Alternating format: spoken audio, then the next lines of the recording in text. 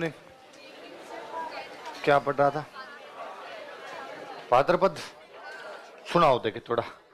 हिंदू त्योहार कौन से कैलेंडर में मनाए जाते हैं?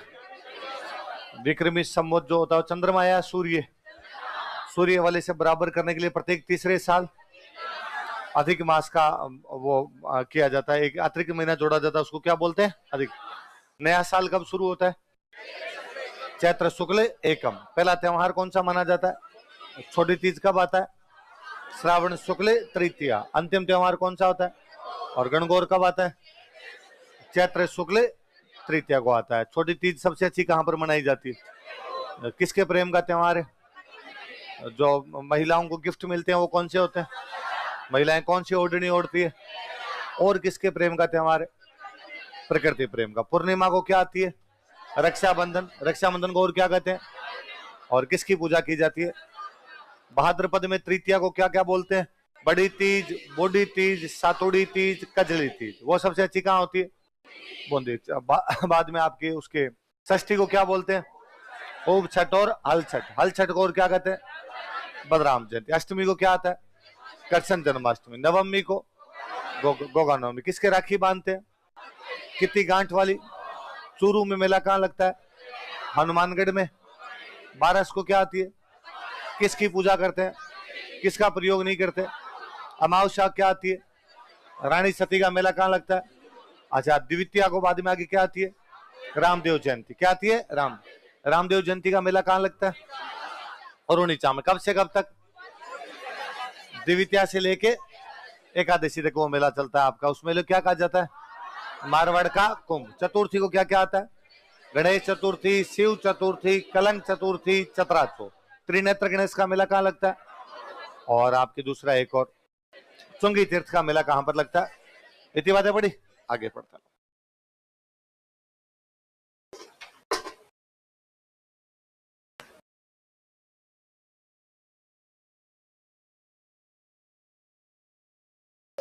शुक्ल पक्ष पढ़ रहे थे अपने भाद्रपद का, और दो लिखे, एक तो द्वितीया, एक कौन सा लिखा है? चतुर्थ। लिख लो, आ जाओ पंचमी।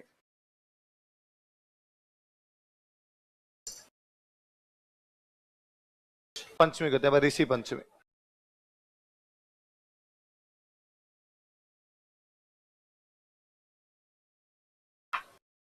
ऋषि पंचमी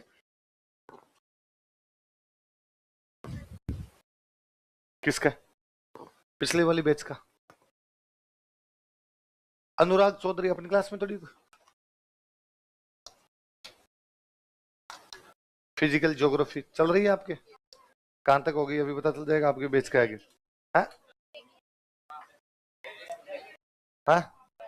आज क्या पढ़े? दर्रे,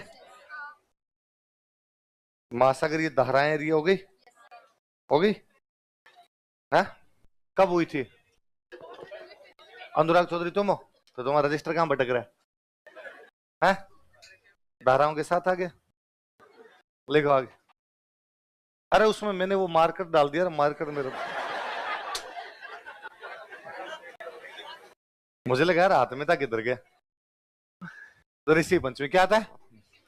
कभी छोटे थे तब छोटी क्लासों में टीचर समझाया करते थे, बच्चों रात को सोते टाइम उत्तर दिशा की तरफ देखिए, वहां पर 7 तारों का एक मंडल दिखाई देगा, जिसे हम सप्त ऋषि मंडल कहते हैं। उनमें एक तारा चमकता हुआ दिखाई देता है, ध्रुव तारा है, जो कि हमेशा उत्तर दिशा में होता है ना। वो जो सप्त ऋषि है उनकी पूजा की जाती है, इसलिए क्या कहलाती है आपकी? ऋषि पंचमी। तो लिख लो, सप्त ऋषि की पूजा की जाती है। सप्तऋषि वर्षिप, सप्तऋषि की पूजा की जाती है। सप्तऋषि वर्षिप, सप्तऋषि की पूजा की जाती है। तो ऋषि पंचमी पर किसकी पूजा की जाती है? अपने नॉर्मल बाकी सारे लोग तो अपने राखियां कब बांधते हैं? रक्षाबंधन को। माहेश्वरी जो कम्युनिटी होती है वो इस दिन राखियां बांधती है अपने। लिख लो, माहेश्वरी समाज का रक्षाबंधन। Rakshabandhan of Maheshwari community. माहेश्वरी समाज का रक्षाबंधन, रक्षाबंधन ऑफ माहेश्वरी कम्युनिटी। माहेश्वरी समाज का रक्षाबंधन, रक्षाबंधन ऑफ माहेश्वरी कम्युनिटी।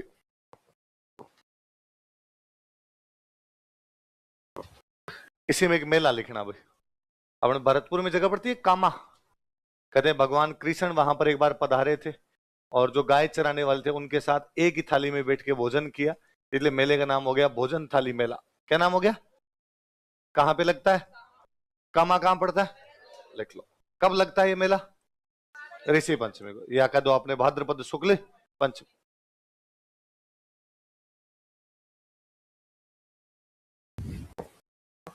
भोजन थाली मेला, भोजन थाली फेयर।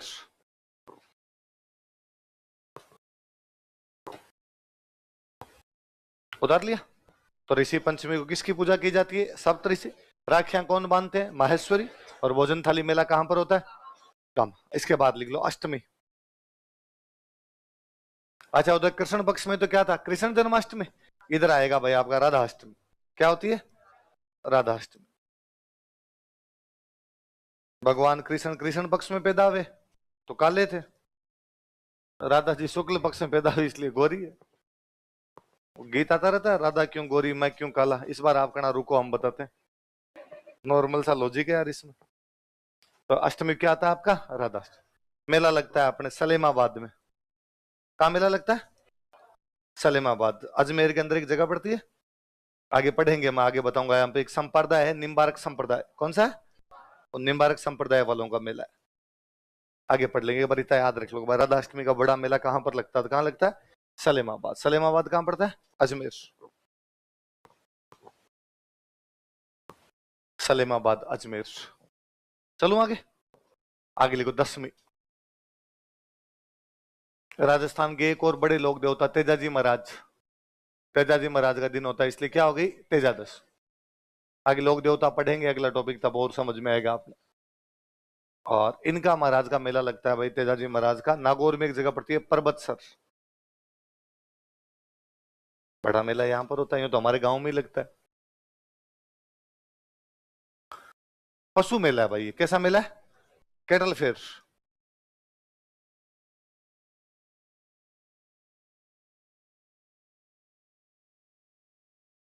परबतसर कहां पड़ता है? नागौर।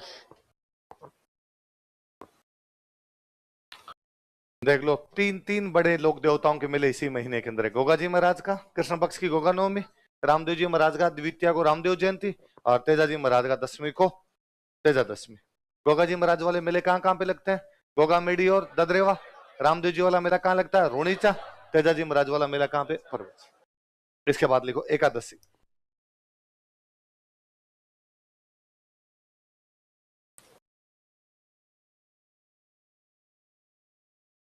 भगवान कृष्ण कृष्ण पक्ष की अष्टमी को पैदा हुए थे।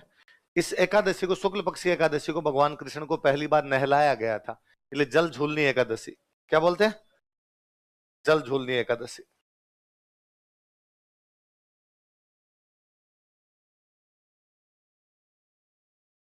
जल में झुला के लाए।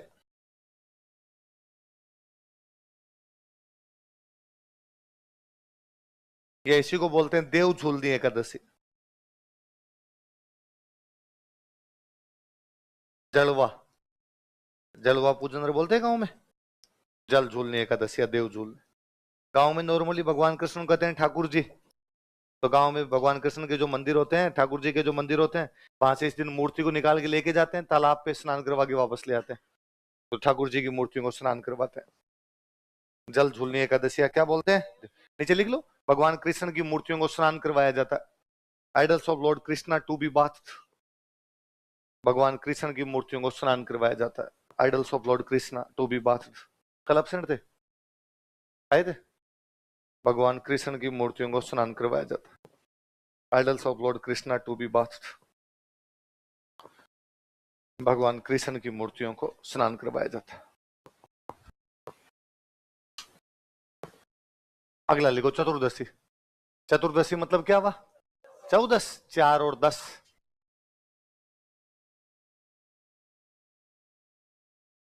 ये होती है भाई आपकी अनंत चतुर्दशी। गांव में नॉर्मली बोलते हैं अन चौदस।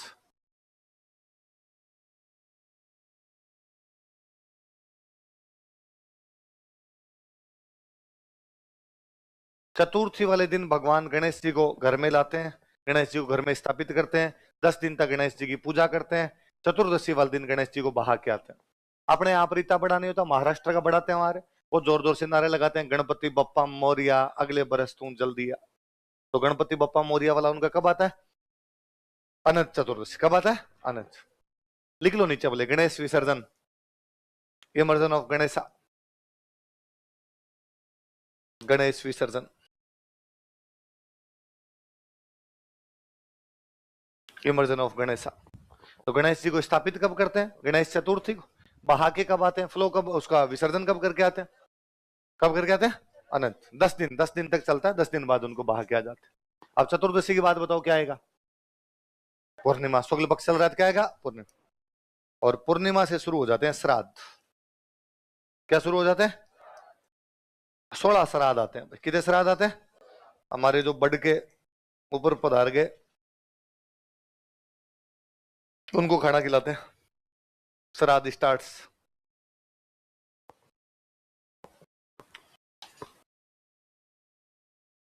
कि जो पूर्वज अपने स्वर्गवासी हो गए उनको क्या खिलाया जाता है? खाना। अब उनको डायरेक्ट खाना तो उनको तो कैसे खिलाएं? तो कौवों को खिलाते हैं कि कौवों के माध्यम से उन तक पहुंच जाएगा। तो कौवे इन दिनों में इतने नखरे करते हैं, है ना। नॉर्मली कौवा इतना चालाक चतुर जानवर होता है कि आप यदि छोटा टाबर यदि आंगन में बैठ के खाना खा रहा है तो हाथ से रोटी छीन के भाग जाए, मतलब यूं झपट्टा मारे हाथ से लेके उड़ जाए वापस। लेकिन इन दिनों में छत पे बैठे बैठे चूरमा लेके बैठे रहते हैं कि कौवा आए उसको चूरमा खिलाए, पर आता ही नहीं। कई बार आता तो अपने लगता है आगे आगे आप खा के जाएगा, पास में आके मेन्यू चेक करता है कि चूरमा है, उधर वो हलवा खिला रहे हैं भाई साहब, आपके इधर तो नहीं आऊंगा, फिर उधर चला जाता है। 16 श्राद्ध आते हैं। कितने श्राद्ध आते हैं? तो पूर्णिमा से शुरू हो गए तो एक तो निकल गया। एक पक्ष में कितने दिन होते हैं? 15। तो अगला पूरा पक्ष किस में जाएगा? भादवे में सबसे अधिक त्योहार है। भादवे कृष्ण पक्ष के तो मैंने बताए थे 3, 6, 9, 12, 15। अष्टमी याद रखना, बाकी सब हो जाएगा। तृतीया को बड़ी तीज, छठ को उब छठ हल छठ, नवमी को गोगा, बारस को बचबारस, मावस को सतिया माव।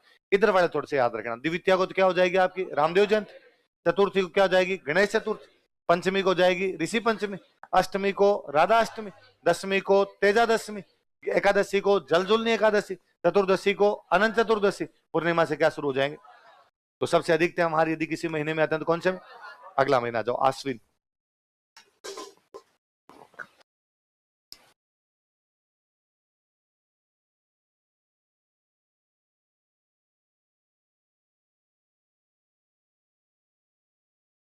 आश्विन में पहले कौन सा पक्ष आना चाहिए?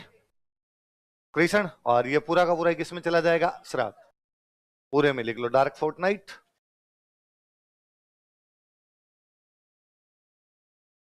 पूरे में लिख दो श्राद्ध। और श्राद्ध होता तो वैसे ही कोई शुभ काम नहीं होते। गांव में तो ये सब कुछ ही बंद कर देते हैं, बाजार से कोई नया सामान खरीद के नहीं लाते, नहीं रे भाई श्राद्ध है, श्राद्ध के बाद खरीदेंगे। तो श्राद्ध कितने होते हैं? 16। कब शुरू होंगे? पूर्णिमा से। और पूरा आश्विन का कृष्ण पक्ष मतलब अमावस्या को जाके होंगे समाप्त। श्राद्ध में माँ पार्वती की पूजा करते हैं। माँ पार्वती को बोलते हैं यहाँ पे सांझी। क्या बोलते हैं? तो किसकी पूजा की जाती है? लिखो, सांझी की पूजा की जाती है। सांझी इज वर्शिप्ड, पार्वती जी का प्रतीक माना जाता है सांझी। सांझी की पूजा की जाती है। सांझी इज वर्शिप्ड।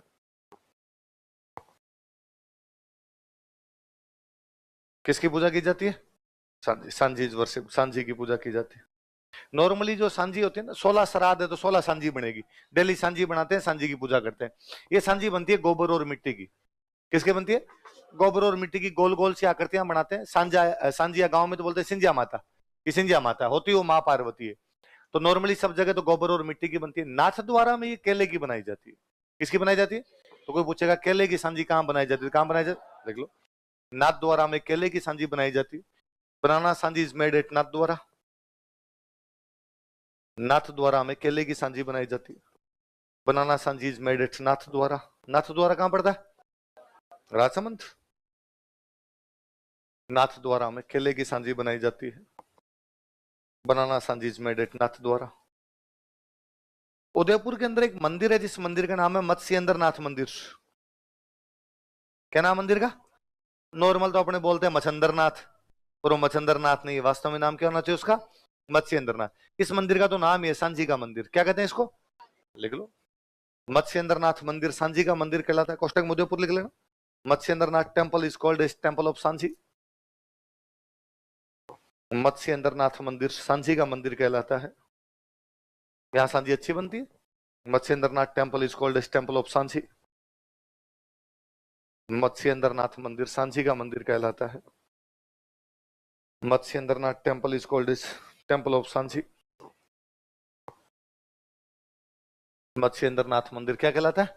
सांझी। तो सांझी कितने दिन तक चलती है? 16। शुरू कब होती है? भाद्रपद की पूर्णिमा। पूरा आश्विन का कृष्ण पक्ष क्या होता है? सांझी। सॉरी, श्राद्ध। श्राद्ध में किसकी पूजा की जाती है? सांझी। नॉर्मली तो किसकी बनती है? गोबर और मिट्टी। नाथ द्वारा में किसकी बनती है? सांझी का मंदिर कौन सा है? जब सांझी समाप्त होती है लास्ट दिन एक व्रत किया जाता है, उसको बोलते हैं थम्बूड़ा। क्या बोलते हैं? लिख लो, सांझी के अंतिम दिन, ऑन लास्ट डे ऑफ सांझी, सांझी के अंतिम दिन, ऑन लास्ट डे ऑफ सांझी,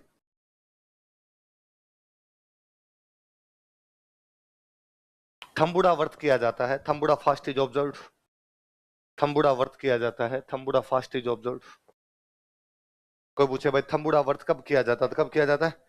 सांझी के अंतिम दिन, या श्राद्ध का लास्ट दिन का दो, सांझी का लास्ट दिन का दो, अश्विन की अमावस्या का दो, जो आपको अच्छा लगे। तो श्राद्ध कितने होते हैं? 16। पूजा किसकी होती है? सांझी। सांझी किसकी बनती है? गोबर और मिट्टी की। नाथ द्वारा में किसकी बनती है? मत्स्येंद्रनाथ मंदिर क्या कहलाता है? और सांझी का लास्ट दिन होता है, उस दिन किसकी पूजा की जाए? कौन सा व्रत किया जाता है?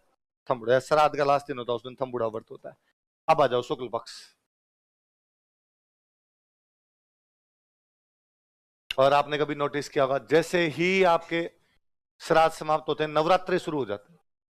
वो शरद ऋतु होती है, सर्दियों से पहले की थोड़ी बात है। शीत ऋतु से पहले हल्की हल्की ठंड पड़ने लगती है, इसलिए नवरात्रों को बोलते हैं शरद नवरात्र। क्या बोलते हैं? शरद नवरात्र। तो श्राद्ध के ठीक बाद कौन से नवरात्रि शुरू हो जाते हैं? नवरात्रि 11 होते हैं, 13 होते हैं? अच्छा, 9 ही होते हैं क्या? चल, आप कह रहे हो तो मान लेते हैं। कभी कभी 8 हो जाते हैं, वो फिर 6 7 भेड़ी हो जाती है, 2 तिथियां एक साथ आ जाती है। चलो लिखो, इसमें अष्टमी लिखो। नवरात्रों में अष्टमी हमेशा मुख्य होती है। आपने तो कुछ नहीं होता, बंगाल का बहुत बड़ा त्योहार है दुर्गाष्टमी। उनके स्कूल की 10 15 दिन की छुट्टियां हो जाती है। अपने तो कुछ ही नहीं करते। अपने तो यहाँ पे घरों में होम करते हैं, यज्ञ करते हैं, इसलिए अपने बोलते हैं होमाष्टमी। क्या बोलते हैं?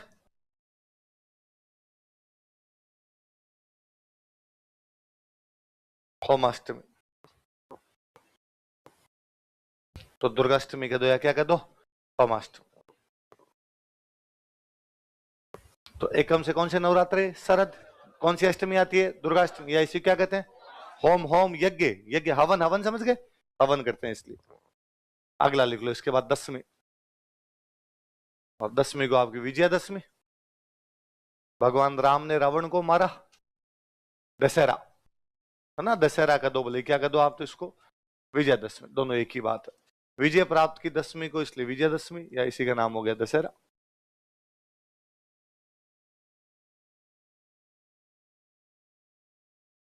विजयादशमी। या जैसे हम पढ़ रहे थे, छोटी तीज कहाँ की फेमस है?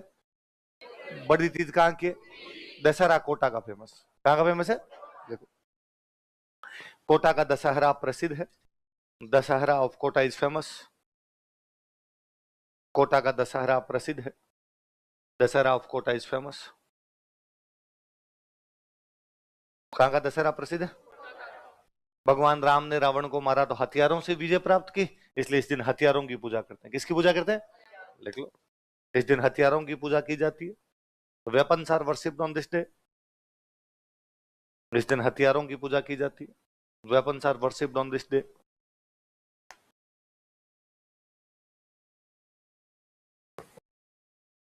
तो पहले राजा महाराजाओं के टाइम में सबसे अच्छा त्योहार ही कोई माना जाता तो कौन सा था? दशहरा। राजा महाराजाओं के युद्ध होते हैं, युद्ध किससे लड़े जाएंगे? हथियारों के, तो हथियारों की पूजा होती। हथियारों की पूजा कब होती है? दशहरे पे। तो बड़ा त्योहार कौन सा होता? इसलिए दशहरे पे जो लड़ाइयां पक्की होती, टीका दौड़। क्या करते? टीका दौड़ वाल जो लड़ाइयां हुआ करती, वो लड़ाइयां कब हुआ करती? तो राजा महाराजा के टाइम दशहरा प्रमुख त्योहार हुआ करता। अब चूंकि राजा महाराजा खत्म हो गए, तो युद्ध भी खत्म हो गए। युद्ध खत्म हो गए तो हथियार नहीं, हथियार नहीं तो हथियारों की पूजा भी। अब कोई फॉर्मेलिटी, अब फौज करती। फौज अपने आर्मी है, आर्मी यूं बड़े तौर पे दशहरा मनाती है, वो हथियारों की पूजा करती है। अपने घर में तो अब हथियार ही नहीं, तो पूजा करेंगे किसकी? यदि किसी के पास कोई पुरानी एक आधी बंदूक, एक आधी तलवार पड़ी है, तो वो निकाल के अपने कर लेता है। दो चार अगरबत्तियां उनके कर ले। आपको यदि हथियारों की पूजा करनी तो आप क्या करो, पेन की। किसकी पूजा किया करो?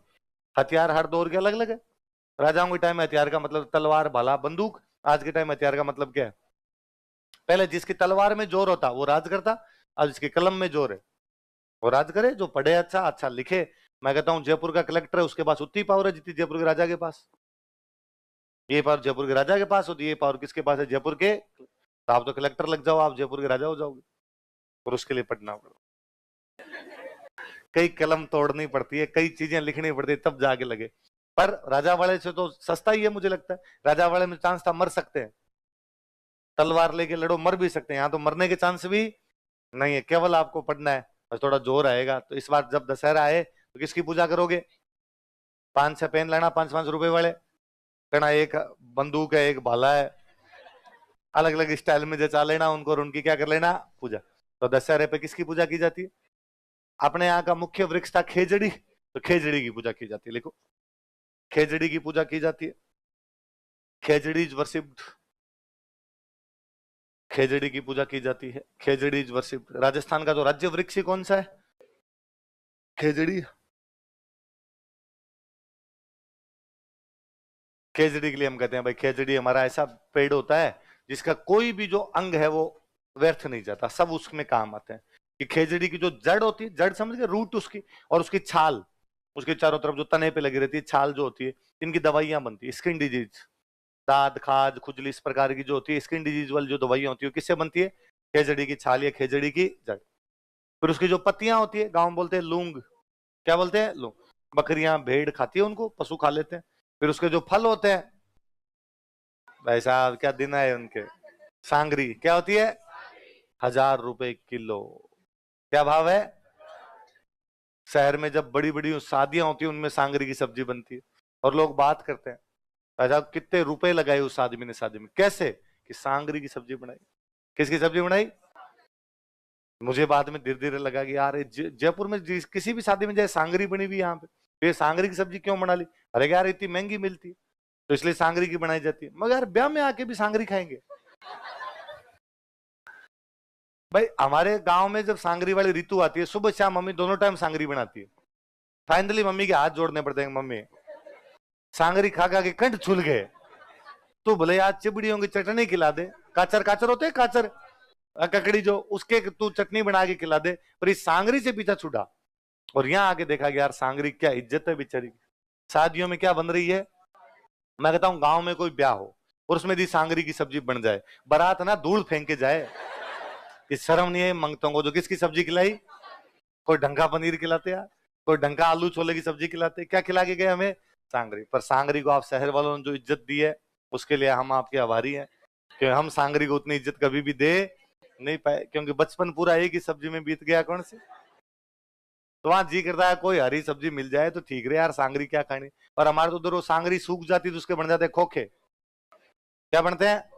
दोनों जेब में डाले हुए सारे दिन टावर खोखे खा रहे हैं, है ना, एकदम यूं कठोर कठोर से और हो जाते हैं। पर गांव का ड्राई फ्रूट वही हुआ करता था। तो वो तो मैं आपको हंसता ही हूँ कि वो एक बार मुझे जयपुर के किसी लोकल फ्रेंड ने कहा कि यार एक दिन अपने चौकी ढाणी घूमने के लिए चलते हैं। ये रेस्टोरेंट है चौकी ढाणी, तो कि यार आपने संडे वाले दिन है ना, इस बार मैं तेरे को चौकी ढाणी लेके चलूंगा। तो मैं ऐसा क्या है भाई वहां पे? अरे मजा आ जाएगा वहां पर अपने। कैसे? तो वहां ना झोंपड़ी बनी हुई है, झोंपड़ी में बिठा के खाना खिलाते हैं। अच्छा। फिर फिर का वो नीचे बिठा के खाना खिलाते हैं। फिर कब बाजरे की रोटी खिलाते हैं और सांगरी की सब्जी खिलाते हैं। तो अरे तो मजा आता है, ये मजे 22 साल लिए हैं। इनको मजा नहीं कहते, सजा कहते हैं। ऐसा कहे कि मजा है, मुश्किल ढंग से यार कोई हरी सब्जी मिलने लगी है, तू मत खाने दे, अपने से नहीं जाया जाए। तो वो है। पर सांगरी की सब्जी आपको अच्छी लगती है? हाँ, किस किस को सांगरी की सब्जी अच्छी लगती है? हाँ, आपने कम खाई है इसका। शहर शहर वाले बच्चों तुम क्या जानो। चलो, ये क्या लिखा? खेजड़ी। एक पक्षी होता है लीलटांस। कौन सा पक्षी होता है? उसके दर्शन शुभ माने जाते हैं। लिखो, इस दिन लीलटांस पक्षी के दर्शन शुभ माने जाते हैं। Sighting Leeltans bird is considered auspicious on this day. इस दिन लीलटांस पक्षी के दर्शन शुभ माने जाते हैं। Sighting Leeltans bird. Is considered auspicious on this day. इस दिन लीलटांस पक्षी के दर्शन शुभ माने जाते हैं। Sighting Leeltans bird is considered auspicious on this day. ऐसा कहते हैं कि लीलटांस बेसिकली चिड़िया होती है छोटी सी, जिसके कंठ नीले होते हैं। कंठ क्या होते हैं? नीलकंठ बोलते हैं, नीलकंठ ही बोलते हैं अपनी भाषा में उसको। अपने क्या बना गए? लीलटांस। और आपने देख रखा होगा जी किंगफिशर, पानी वाली बोतल पे आता है।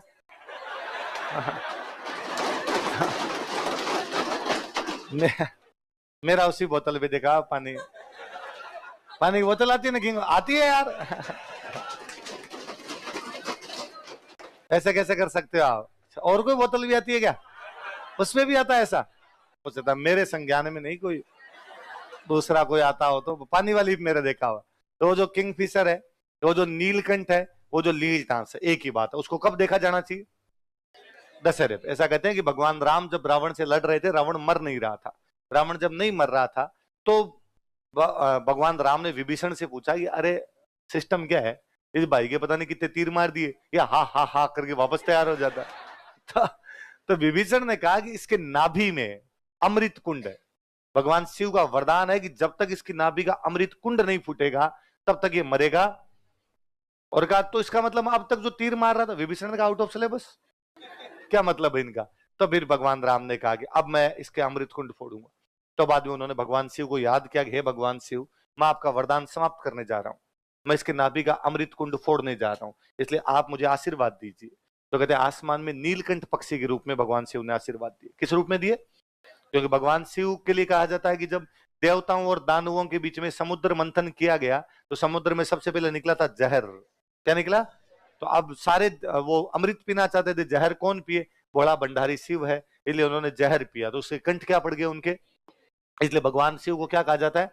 तो उन्होंने नीलकंठ पक्षी के रूप में दर्शन दिया। जैसे दर्शन दिया, भगवान राम ने हाथ जोड़े कि थैंक यू भगवान शिव, अब सल्टा दूंगा मैं इसको। अगला तीर मारा, उसके नाभि का अमृत कुंड फोड़ा और रावण उससे मर गया। तो कहते भगवान राम को विजय कब प्राप्त हुई? जब उनको क्या दिखाई दिया। इसलिए यदि दशहरे के दिन लीलटांस, नीलकंठ या किंगफिशर देखा जाए तो आपके दर्शन क्या हो जाएंगे? तो दशहरे में पानी की बोतल लाएं,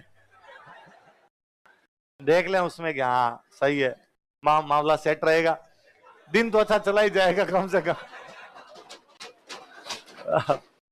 हम जब पढ़ा करते तो दिलीप सर ने क्लास में पढ़ाया कि लीलटांस पक्षी के दर्शन शुभ माने जाते हैं। तो उन्होंने पूछा सर सच में ऐसा होता है क्या, सच में माने जाते हैं क्या? ठीक, हमारी क्लास में पंडित जी आते, पंडित जी खड़े और उन्होंने कहा सर मेरी सुनो, गांव में एक बार कोई एक किसान था, किसान के घर में घाटा हो गया, 3-4 साल तक राम जी बरसे नहीं, बरसात हुई नहीं, अकाल पड़े, कर्जा लेना पड़ गया, कर्जे वाले मांगने के लिए घर आने लग गए, जमीन बिकने लग गई। घाटा जहां होता है वहां लड़ाइयां होती है, तो किसान के बच्चे आपस में लड़ने लग गए, पति पत्नी में बन्नी बंद हो गई, बच्चों की सगाइयां नहीं हो रही। तो किसान पंडित जी के पास गया, पंडित जी जागा, पंडित जी हालत खराब हो रखी है, गुदड़े बिकेंगे हमारे, तो भांडे बिकने की नौबत आ रखी है, लुगाई मोटार लड़ते हैं, टाबर हमारे लड़ते हैं, कर्जे वाले घर आते हैं, कोई इलाज बताओ पंडित जी क्या करे। पंडित जी ने कहा कुछ ही मत करो, तुम तो दशहरे को लीलटांस देख लेना, पो 12-25 है। उसने कहा पक्का? अरेगा मैं कह रहा हूँ 7 पीढ़ियां तिर जाएगी, कुछ भी नहीं होगा, सब कुछ अच्छा होगा तुम्हारे। किसान भाई दशहरे वाले दिन सुबह सुबह उठा, एकदम चिट्टे चिट्टे व्हाइट व्हाइट कपड़े पहने उसने, और जंगल के अंदर लीलटांस देखने के लिए गया। पर दूर दूर तक 2:30-3 बजे बज गई उसको, लेकिन जंगल में कहीं भी उसको लीलटांस दिखाई। और किसानों लगा मामला टफ है, तभी हर किसी को नहीं दिखती, नहीं दिखती तभी सब किसी, हर किसी के दिन शुभ नहीं आते, आज तो अपने को ढूंढनी है। फाइनली उसको एक लीलटांस मरी हुई पड़ी हुई जमीन पर दिखाई थी। तो लगा ये तो पंडित जी से पूछना भूल ही गए कि जिंदा देखनी थी कि मरी हुई देखनी थी। पर तो लगा अब यार जो दिख रही है वही ठीक है, अपने मुंह इधर करके इसको जेब में डाल लेते हैं। पंडित जी ने कहा मरी हुई देख सकते हैं तो देख लेंगे, और पंडित जी ने कहा नहीं देख सकते तो फेंक देंगे, तब यार इतनी ढूंढी जाएगी, अगले दशहरे पे देखेंगे। उसने इधर मुंह करके वो लीलटांस अपने जेब में डाल ली, पंडित जी के पास आया, पंडित जी का, पंडित जी पूछना ही भूल गया था कि जिंदा देखने की मरी हुई देखनी। पंडित जी ने कहा मरी हुई देख मत लेना, 7 पीढ़ियां बर्बाद हो जाएगी, कुछ नहीं बचेगा, जो है वो और बिक जाएंगे, नंगे हो जाओगे, लड़ोगे, एक दूसरे का सिर फोड़ दोगे। उसने वो निकाल का हम तो बर्बाद हो गए। पंडित पंडित जी पीछे क्यों बचे, तो याद रखना है जिंदा देखनी है, मरी भी कहीं बाद मेरे पास लाओगी सर, है ऐसे नहीं करना बस। आ गया जो लिखो पूर्णिमा,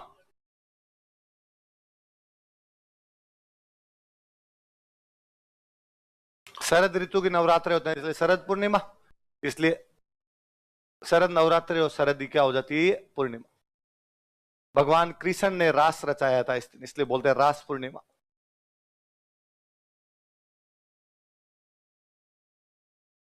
वैसे नॉर्मली आप इंग्लिश वाले तो अपने पूर्णिमा को बोलते या फुल मून हो, लेकिन वास्तव में यदि पूरा चांद किसी दिन दिखाई देता तो इस दिन दिखाई देता है। इस दिन चांद की रोशनी सबसे अधिक होती है, तो कहते हैं इस दिन चांद की रोशनी से अमृत बरसता है। इसलिए मानते हैं कि यदि इस दिन आप चांद की रोशनी में खीर बनाओ, उसको छोड़ दो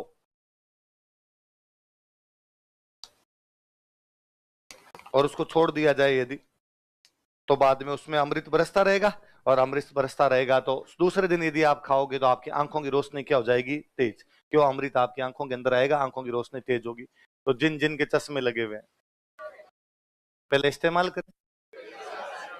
इस बार आप शरद पूर्णिमा क्या खाओगे? खीर खाओगे। और जिनके चश्मे नहीं लगे हैं वो कम खाएं।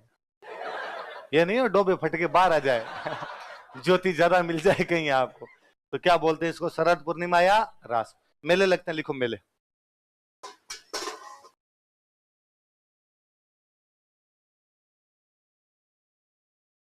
एक होता है मारवाड़ महोत्सव, मारवाड़ कहते हैं मांड महोत्सव, एक बार लिख लो फिर मैं समझा दूंगा।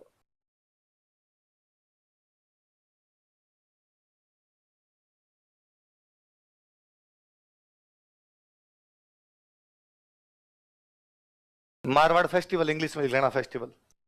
मारवाड़ फेस्टिवल या मांड फेस्टिवल। और एक होता है मीरा फेस्टिवल,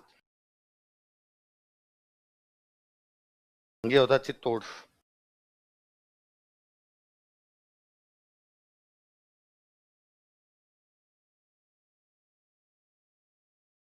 तो मारवाड़ फेस्टिवल या मांड फेस्टिवल तो कहां पर होता है? जोध जोधपुर लिखना है, जोधपुर, जैसलमेर नहीं, जोधपुर। और मीरा फेस्टिवल कहां पर होता है? चित्तौड़, जोधपुर लिखना। आगे हम पढ़ेंगे जब मांड म्यूजिक स्टाइल पढ़ेंगे, म्यूजिक स्टाइल पढ़ेंगे तब पढ़ेंगे कि म्यूजिक स्टाइल होती है मांड। इस मारवाड़ फेस्टिवल में मांड गीत गाए जाते हैं, इसलिए इसका नाम क्या हो गया? मांड। तो मांड महोत्सव कर दो या क्या कर दो? मारवाड़ महोत्सव। ये तो कहां पर होता है? जोधपुर। और मीरा फेस्टिवल कहां किया जाता है?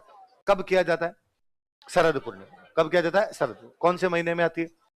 शरद ऋतु का होता है, इसलिए नवरात्रि भी शरद नवरात्रि, पूर्णिमा भी शरद। भगवान कृष्ण ने रास रचा, इसलिए नाम क्या हो गया? रास। अगला महीना कौन सा है? कार्तिक।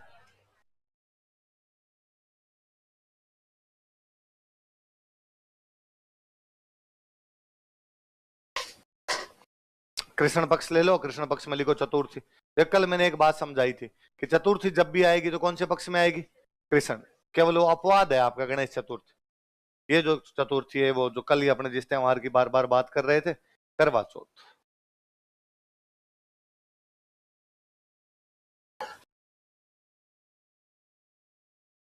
कौन सा त्योहार है? करवा। करवा चौथ के बारे में ज्यादातर बातें जानती है अपन। इसके बाद लिखो अष्टमी। अष्टमी को बोलते हैं अहोई अष्टमी।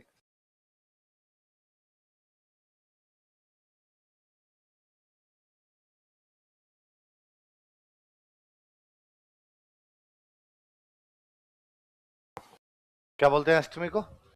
अहोई अष्टमी। तो करवा चौथ पति की लंबी उम्र की कामना के लिए, अहोई अष्टमी संतान की लंबी उम्र की कामना के लिए। तो एक बार पापा के लिए भूखे रहो, बाद में औलाद के लिए भूखे रहो। मम्मियों का एक ही काम है, भूखे रहना। अहोई अष्टमी में लिख लो, महिलाएं संतान की लंबी उम्र के लिए व्रत रखती है। Women observe fast for long life of children. महिलाएं संतान की लंबी उम्र के लिए व्रत रखती है। Women observe fast for long life of children. महिलाएं संतान की लंबी उम्र के लिए व्रत रखती है। तो 4 और 8 याद रह जाएंगे, करवा चौथ और अहोई अष्टमी। इसके बाद में 5 त्योहार एक साथ आएंगे। कितने त्योहार एक साथ आएंगे? 5 एक साथ त्योहार आएंगे। इसी में कृष्ण पक्ष में ही लिख रहा हूं मैं ना। लिखो त्रयोदशी, धनतेरस। कितना नाम सुना होगा? धनतेरस, या इसको कहते हैं धनवंतरी जयंती।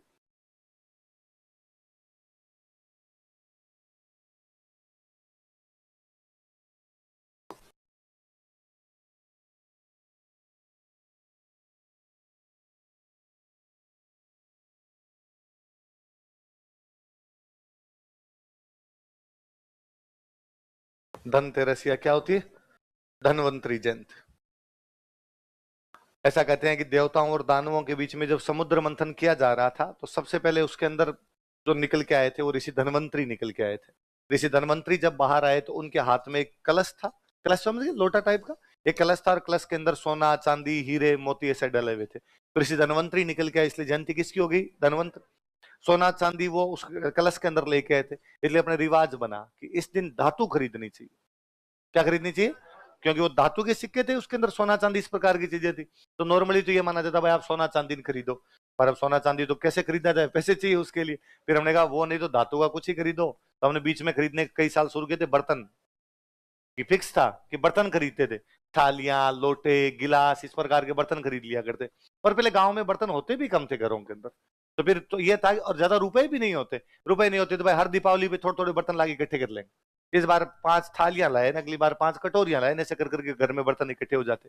अब आजकल लोगों के पास सबके पास पैसे हैं, बर्तन ज्यादा पड़े हैं, 3-4 भांत के पड़े हैं, स्टील वाले अलग पड़े हैं, चीनी मिट्टी के अलग पड़े हैं, कोई कांच के अलग पड़े हैं। तो आजकल फिर लोगों के पास पैसे आए तो लोगों ने बीच में खरीदने शुरू किए फ्रिज कूलर ऐसी ये खरीदने शुरू किए, और पैसे आए तो खरीदने शुरू की बाइक गाड़ियां, खरीदारी करते हैं कुछ ना कुछ। वो रीजन वास्तव में धातु से जुड़ा हुआ है। कृषि धनवंतरी धातु लेके बाहर आए थे, इसलिए क्या खरीदा जाना चाहिए, उसमें बेसिकली बर्तन, बेसिकली वो कलश लेके आए थे, कलश खरीदे जाने चाहिए। तो आप भी धनतेरस के दिन क्या खरीद सकते हो, धातु। क्या खरीद सकते हो, धातु। ऋषि धनवंतरी डॉक्टर हुए भारत के बहुत बड़े, इसलिए अपने 108 वाली जो एम्बुलेंस योजना है उसका नाम धनवंतरी एम्बुलेंस योजना है।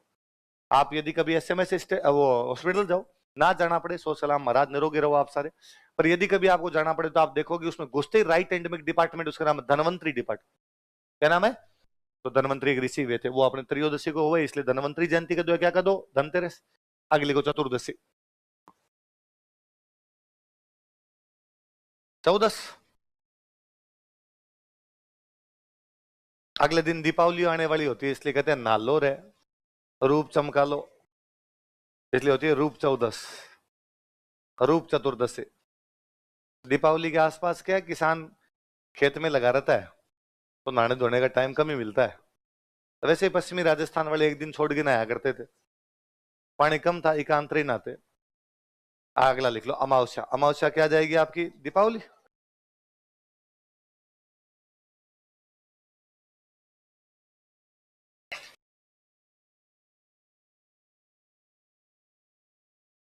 अमावस्या क्या जाएगी, भगवान महावीर है, जैनों के जो 24वें भगवान थे उनकी मृत्यु हुई थी, उनका निर्वाण दिवस होता है। नीचे लिख लो बोले, भगवान महावीर का निर्वाण दिवस, nirvana day of Lord Mahavir, निर्वाण मतलब मृत्यु, भगवान महावीर का निर्वाण दिवस, nirvana day of Lord Mahavir.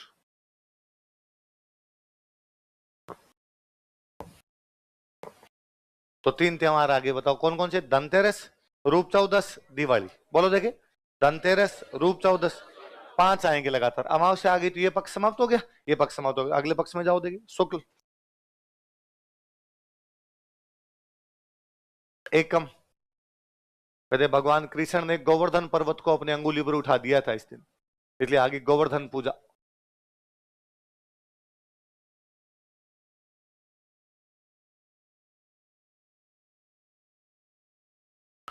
अपने नाथद्वारा, नाथद्वारा के अंदर ये यहाँ पर एक महोत्सव होता है अन्नकूट। क्या होता है, वैसे तो नॉर्मली भगवान कृष्ण के जितने मंदिर होते हैं उन सब के अंदर वो खाना बना के खिलाते हैं, अन्नकूट खिलाते हैं, पर ये बड़े तौर पर कहां पर होता है, नाथद्वारा, अन्नकूट फेस्टिवल, अन्नकूट महोत्सव। तो अन्नकूट महोत्सव कहां पर होता है, नाथद्वारा। इधर हम आगे पढ़ेंगे कि यहाँ पे राजसमंद वाले इलाके में एक जनजाति रहती है भील, कौन रहते हैं, तो इस अन्नकूट महोत्सव में यदि कोई जनजाति बढ़ चढ़कर भाग लेती है तो वो कौन सी है, भील। तो अन्नकूट महोत्सव होता कहां पर है, लिख लो, इसमें भील जनजाति भाग लेती है, people of Bhil tribe join it, इसमें भील जनजाति भाग लेती है, people of Bhil tribe join it, Bhil जनजाति भाग लेती है, people of Bhil tribe join it. अगला इसी के अंदर लिख लो द्वितीया, ये जानते हो आप, दिवाली के 2 दिन बाद भाई दूज, भैया दूज। भाई यमराज जी का भी कोई लेना देना है इससे, यम द्वितीया होती है, क्या होती है, यम द्वितीया। तो भाई की भी पूजा करो, यमराज की भी पूजा करो। लड़कियां करी एक ही मतलब है, चेंज थोड़ी है भाई, हम राजी होता है।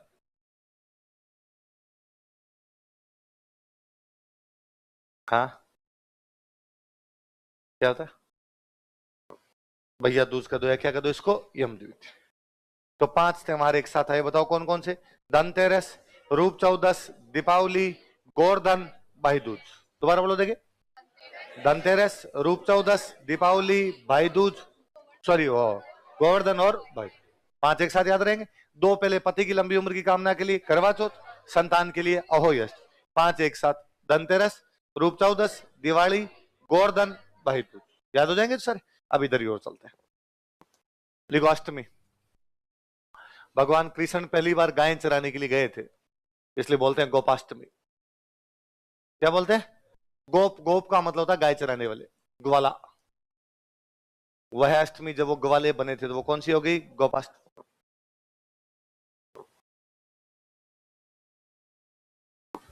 इसके अगले दिन कहा गया कि भाई खाने में आंवला खाना जरूरी है, इसलिए हम बोलते हैं आंवला नवमी। क्या बोलते हैं?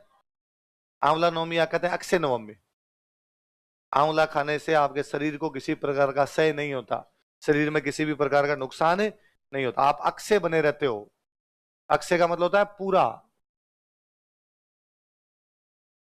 तो अपने वालों को ये तो पता था कि आंवला खाना चाहिए, उसे विटामिन सी मिलती है, पर अब डेली तो आंवले कहां से खाते। इसलिए हमने एक दिन फिक्स किया कि दिवाली के 9 दिन बाद क्या खाएंगे, शरीर में कोई नुकसान बाद में हमारे होगा, तो दिवाली के 9 दिन बाद क्या मनाई जाती है? आंवला नवमी, या क्या कहते हैं इसको? अक्षय नवमी। आगे लिखो एकादशी। देवता जागते हैं तो हम कहते हैं देव उठनी एकादशी। क्या कहते हैं? देव उठनी एकादशी।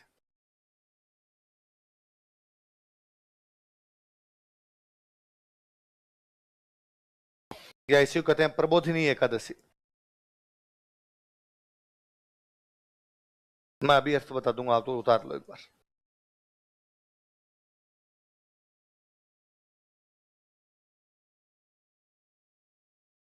या इसी कहते हैं तुलसी एकादशी।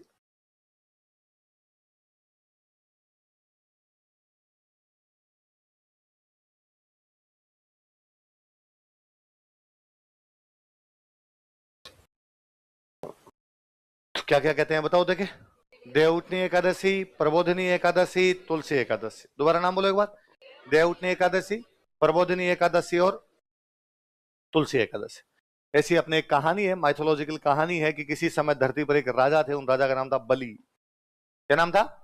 राजा बलि जितने बड़े सूरवीर थे उतने बड़े दानवीर थे। सूरवीर इतने कि पूरी धरती जीत ली और पूरा आसमान जीत लिया।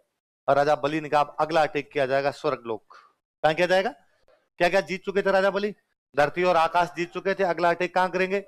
स्वर्ग के राजा कौन? इंद्र घबराए क्या राजा बलि अपने पे कब्जा करेंगे। इंद्र भाग के पहुंचे भगवान विष्णु के पास कि त्राहिमाम त्राहिमाम, भगवान विष्णु बचाया जाए। किससे? कि राजा बलि अटैक करने वाले। क्यों? तो उसने धरती जीत ली और आसमान जीत लिया, उसने कहा अब तीसरा टारगेट कौन है मेरा? स्वर्ग। भगवान विष्णु ने कहा इंद्र तुम जाओ आराम से, मैं देख लूंगा मेरे हिसाब से। राजा बलि का रिकॉर्ड चेक किया गया, भाई क्या कमी है बंदे में। जब एक कमी है कि बंदा जितना बड़ा सूरवीर है उतना ही बड़ा क्या है? दानवीर। और कोई भी कुछ भी दान मांग ले उसे हटता पीछे। राजा बलि से दान मांगने के लिए भगवान विष्णु एक छोटे से ब्राह्मण का रूप धारण करके गए, वामन अवतार। कौन सा? वामन। वामन मतलब बोना व्यक्ति, छोटे कद का व्यक्ति। वामन अवतार धारण करके गए, ब्राह्मण बन के गए। ब्राह्मणों को राजा महाराजा दान दिया करते। राजा बलि ने कहा आओ ब्राह्मण देवता बताओ क्या चाहिए। उन्होंने कहा मुझे 3 पेर जमीन चाहिए। कितनी जमीन चाहिए? राजा बलि ने कहा कि हाइट आपकी तेंदुलकर से थोड़ी कम ही लगती है, तो 3 पेर जमीन में तो कितनी गाएगा? इतनी जमीन आएगी, एक चारपाई नहीं आए, थोड़ी ज्यादा जमीन मांग लो। मेरे पास तो पूरी धरती है, मेरे पास पूरा आसमान है। उनका नहीं, संतोषी ब्राह्मण हूं मैं, मुझे केवल कितनी जमीन चाहिए? तो नाप लो, कहीं से नाप लो, पूरी धरती अपनी पड़ी है, पूरा आसमान अपना ही पड़ा है। और भगवान विष्णु ने अपना विराट रूप प्रदर्शित किया। पहले पैर में नाप दी पूरी धरती, दूसरे पैर में नाप दिया पूरा आसमान। राजा बलि का, राजा बलि तीसरा पैर कहां रखूं? राजा बलि का माथे में रख लो अब, और तो क्या जगह बची है।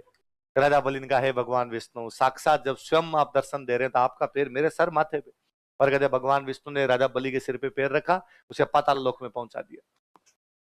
पर राजा बलि से भगवान विष्णु बड़े प्रभावित हुए, बड़े राजी हुए कि राजा बलि यार तूने सब कुछ दान दे दिया, मांग जो मांगेगा तुझे मिलेगा। आप और मेरे जैसा कोई होता तो राज्य वापस दे दो। लेकिन राजा बलि ने कहा कि जिसने साक्षात परम पिता परमेश्वर जगदीश को अपनी आंखों से देख लिया हो, जिसने उस विराट रूप के दर्शन किए हो, जगत नियंता को देखा हो, उसके बाद किसी आदमी को कुछ भी चाहने की इच्छा, तृष्णा, आकांक्षा नहीं है। भगवान विष्णु का फिलोसफी नहीं, मांग, फालतू ही भाषण दे रहा है।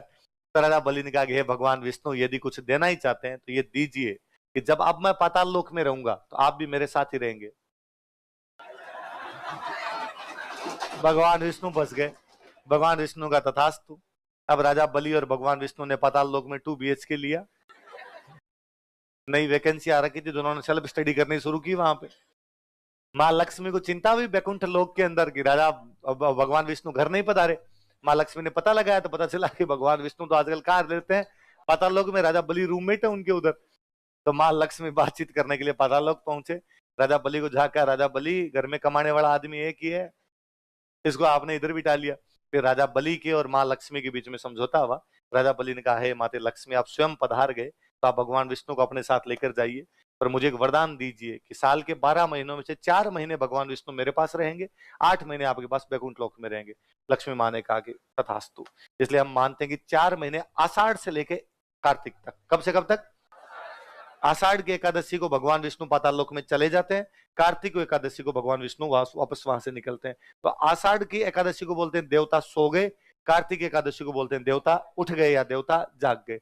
इसलिए इन 4 महीनों में आषाढ़ से कार्तिक के बीच में कोई शुभ काम नहीं होता, कोई शादी ब्याह मुहूर्त किसी भी प्रकार के नहीं होते, क्योंकि हम मानते हैं कि हम सारे शुभ काम भगवान को साक्षी मान के करते हैं। और यदि साक्षात वह स्वयं ही सो रखे हैं, फिर किसको साक्षी माना जाए? फिर भगवान तो राजी होंगे नहीं। इसलिए हम कोई भी शुभ काम करते। तो कार्तिक एकादशी के बाद शुभ काम शुरू होते हैं, आषाढ़ की एकादशी के बाद शुभ काम क्या हो जाते हैं? बंद। तो देवता उठ गए इसलिए क्या बोलते हैं? देवता जाग गए, जागने को बोलते हैं प्रबोध। जागने क्या बोलते हैं? इसलिए क्या बोलते हैं? प्रबोधित। भगवान विष्णु वापस लक्ष्मी जी के पास चले गए, लक्ष्मी जी को बोलते हैं तुलसी। तुलसी किसका प्रतीक है? लक्ष्मी। तुलसी और शालिग्राम जी की शादी करवाते हैं। शालिग्राम जी मतलब भगवान विष्णु, तुलसी जी मतलब माँ लक्ष्मी। माँ लक्ष्मी और भगवान विष्णु वापस मिलते हैं, इसलिए क्या बोलते हैं? तो क्या क्या नाम है बताओ। देखिए, देवउठनी एकादशी, तुलसी एकादशी और प्रबोध। प्रबोध, प्रबोध का मतलब क्या होता है? देवता जाग गए इसलिए क्या बोलते हैं? प्रबोधिनी एकादशी। देवता उठ गए इसलिए क्या बोलते हैं? देवउठनी। लक्ष्मी जी के पास चले गए, लक्ष्मी जी को तुलसी बोलते हैं, इसलिए क्या बोलते हैं? अपने पुष्कर वाला मेला शुरू हो जाता है। इस दिन कौन सा मेला शुरू होता है? देख लो, इस दिन पुष्कर मेला प्रारंभ होता है। Pushkar fair is started from this day. इस दिन पुष्कर मेला प्रारंभ होता है। Pushkar fair is started from this day. इस दिन पुष्कर मेला प्रारंभ होता है। Pushkar fair is started from this day. आगे लिखो, पूर्णिमा। कार्तिक की पूर्णिमा का वैसे भी बहुत बड़ा महत्व है। इसको बोलते हैं सत्यनारायण पूर्णिमा। क्या बोलते हैं? सत्यनारायण पूर्णिमा। कभी आप नोटिस किया हो तो कार्तिक के महीने में सुबह जल्दी उठ के नहाते हैं कि काती नावा, काती नहान है। और फिर फाइनल जब पूर्णिमा आती है उस दिन फिर आसपास में अपने जो भी तीर्थ स्थान होते हैं वहां पे जाके स्नान वगैरह करते हैं, वहां बड़े मेले लगते हैं। तो कौन कौन से मेले लगते हैं अपने पढ़ लेते हैं। पुष्कर वाला मेला लगता है।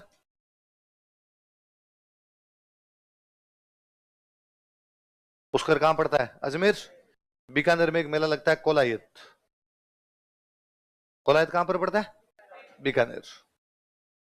सवाई माधोपुर में एक मेला लगता है रामेश्वरम। आगे आप ज्योग्राफी पढ़ोगे तो विजय सियाग सर बताएंगे। 3 नदियां मिलती है यहाँ पर आगे, चंबल, बनास और सीप। और जहां पर वैसे भी 3-3 नदियों के संगम होते हैं, पवित्र स्थान होते हैं। और झालरापाटन में एक मेला लगता है चंद्रभागा। चंद्रभागा नदी निकलती है वहां से पास से, इसलिए मेला हो गया चंद्रभागा।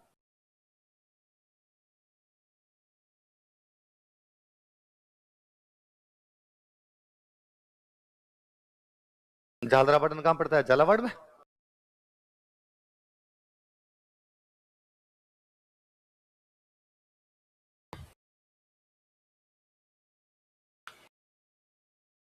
कौन कौन से मेले हैं बताओ देखिए। पुष्कर, कोलायत, रामेश्वरम और चंद्रभागा। पुष्कर लिख लेना कोष्टक में, अजमेर। कोलायत लिख लो बीकानेर। रामेश्वरम लिख लो सवाई माधोपुर। चंद्रभागा में लिख दिया कि झालरापाटन। झालावाड़ लिख लो कोष्टक में। ये जो चंद्रभागा मेला ना, ये पशु मेला है। कैसा मेला है? तो चंद्रभागा मेला के नीचे लिखो, यह एक पशु मेला है। It is a cattle fair. Chandrabhaga मेला के नीचे लिखो, यह एक पशु मेला है। It is a cattle fair. अब झालावाड़ के अंदर है, झालावाड़ के उस साइड के अंदर अपने पड़ जाता है मध्य प्रदेश। मध्य प्रदेश का वह भूभाग जो अपने राजस्थान के टच करता है उसको बोलते हैं मालवा। क्या बोलते हैं? तो इस नस्ल में पशु आएंगे तो कहां से आएंगे? मालवा। मालवा के पशु इसलिए बोलते हैं मालवी। क्या बोलते हैं? तो कोई पूछेगा चंद्रभागा मेले में कौन सी नस्ल के पशु आते हैं, तो कौन सी नस्ल के? लिख लो कोष्टक में, मालवी ब्रीड। पशु मेला कोष्टक में लिख लो मालवी ब्रीड।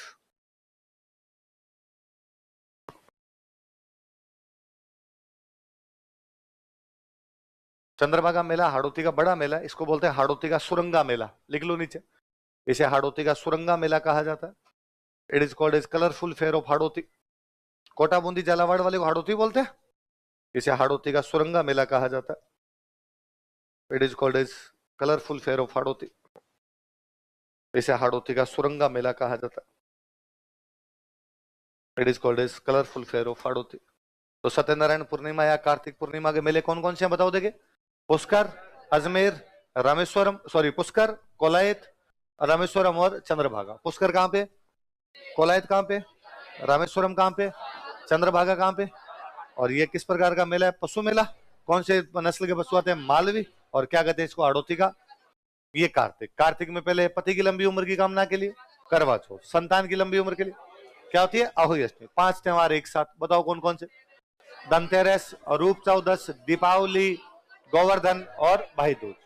फिर आपके भगवान कृष्ण गाय चराने के लिए गए, गोपाष्टमी। आंवला खाना जरूरी है, देवता उठ गए।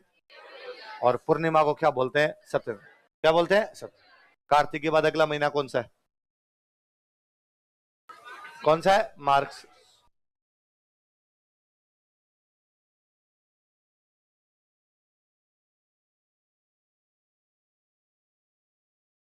लिख लो मार्क्सिस्ट।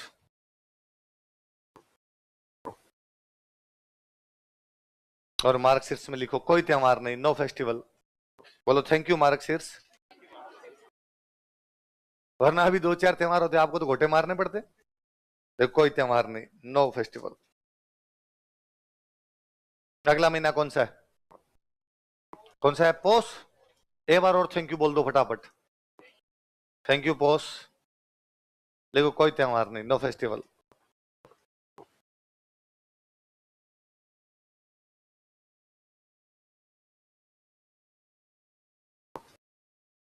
ज्योग्राफी चल रही है ना आपके, तो आप जानते हो कि पृथ्वी 2 भागों के अंदर बंटी हुई है, उत्तरी गोलार्ध और दक्षिणी गोलार्ध, नदर्न हेमिस्फीयर और सदर्न हेमिस्फीयर। आप ये भी जानते हो कि हम कौन से गोलार्ध में? नदर्न हेमिस्फीयर में, उत्तरी गोलार्ध के अंदर है। तो पृथ्वी बाद में अपने रहती है, वो सूर्य अपने पे रहता है, फिर उधर चला जाता है, ये घूमता रहता है। तो सूर्य भगवान उत्तरी गोलार्ध के अंदर रहते हैं, तब अपने क्या रहेगी? गर्मी। और दक्षिण में क्या रहेगी? सर्दी। उल्टा हो जाएगा, तब दक्षिण में हो जाएगी गर्मी और अपने क्या हो जाएगी? सर्दी। ये 2 महीने वो है जब सूर्य भगवान पूरे दक्षिणी गोलार्ध में होते हैं, तो अपने यहाँ पे ठंड होती है। तो वास्तव में है कि ठंड में त्योहार मनाया किससे जाए? रजाई में पड़ा पड़ा आदमी रहता है। पर हमने इसको वैसे जोड़ा कि भगवान सूर्य दक्षिणी गोलार्ध में चले गए, दक्षिणायन हो गया, सूर्य का क्या हो गया? दक्षिणायन हो गया। इसलिए हमारे लिए शुभ बात नहीं है, हम अच्छी बात नहीं मानते। इसलिए जब तक सूर्य भगवान उत्तर की तरफ नहीं आएंगे, हम वापस त्योहार मनाना शुरू। सूर्य भगवान उत्तर की तरफ वापस आते हैं 14 जनवरी के बाद। कब आते हैं? 14 जनवरी के बाद आते हैं। इसलिए 14 जनवरी को हम कहते हैं मकर संक्रांति। क्या कहते हैं? क्योंकि सूर्य भगवान उस दिन 23.5 डिग्री साउथ में होते हैं। साउथ 23.5 डिग्री साउथ को क्या बोलते हैं आप? मकर संक्रांति का मतलब होता है एक जगह से दूसरी जगह जाना, एक जगह से दूसरी जगह जाना। इसलिए हम कहते हैं कि संक्रामक बीमारी है। कोरोना कैसी बीमारी है? संक्रामक। एक आदमी से दूसरे आदमी में चली जाती है, तो संक्रमण करना मतलब एक जगह से दूसरी जगह पे चले जाना। तो मकर से ऊपर की तरफ आते हैं, तो मकर संक्रांति। क्या हो गई वो? मकर संक्रांति। तो मैं कई बार बड़ा ताज्जुब करता हूं कि यार अपने बड़कों को कितनी पीढ़ियों पहले पता था कि नीचे वाली रेखा मकर है। भाई भूगोल तो आपकी आज बनी है, ज्योग्राफी की खोज तो आज हुई है, पर अपने तो इसको पीढ़ियों से क्या बोल रहे हैं? मकर संक्रांति। और 14 जनवरी को मना रहे थे। ये भी नहीं कि हमने इसको कभी 14 दिसंबर को मना लिया हो ना। कब मना रहे थे हम? हमेशा इसको 14 जनवरी को मना रहे थे। इसका मतलब अपने वालों को काफी पहले ही पता था कि दक्षिणी गोलार्ध है, नीचे अलग प्रकार की चीज है। वरना हम कहते हैं तो उत्तरी अमेरिका दक्षिण अमेरिका, इनकी तो खोज ही कोलंबस ने की है। तो कोलंबस वाली खोज तो 1492 इसका मतलब इससे पहले दक्षिणी गोलार्ध का लोगों को पता नहीं था, अपने वालों को सबको पता था कि नीचे वाली रेखा कौन सी है, मकर, इसलिए उन्होंने उसको कर्क संक्रांति नहीं कहा। क्या कहा उसको? तो उसके बाद सूर्य भगवान धीरे धीरे ऊपर की तरफ आने लगते हैं। तो आप नोटिस करना, अपने गांव में वैसे भी बोलते हैं कि संक्रांत बाद में सर्दी डल जैसी, संक्रांत के बाद में सर्दी क्या हो जाएगी, कम, क्योंकि जैसे जैसे सूर्य अपनी तरफ आएगा सर्दी गायब होने लग जाएगी। पर पूरे नहीं आ पाते, धीरे धीरे आते हैं। तो जनवरी के बाद फरवरी के अंदर जाते जाते बाद सर्दी अपने खत्म होने लगती है। तो सूर्य दक्षिणायन के अंदर जाते हैं इन 2 महीनों के अंदर, इसलिए हम कोई भी शुभ काम इनके अंदर करते। कहते हैं भीष्म पितामह जब महाभारत का युद्ध लड़ रहे थे तो उनके इतने तीर मारे, अर्जुन ने इतने तीर मारे कि बाणों की सैया पे सुला दी। अब नीचे बाण बाण लगे हुए, उनके ऊपर भगवान वो भीष्म पितामह सो रहे हैं। तो जाके कहा कि भीष्म पितामह आपके पास वरदान इच्छा मृत्यु, कि आप जब चाहो तब मर सकते हो, अब मर जाओ, वरना तो तीर इतने लगे हुए, यदि एक एक निकालना शुरू किया ना हमने तो तड़प तड़प के मरोगे।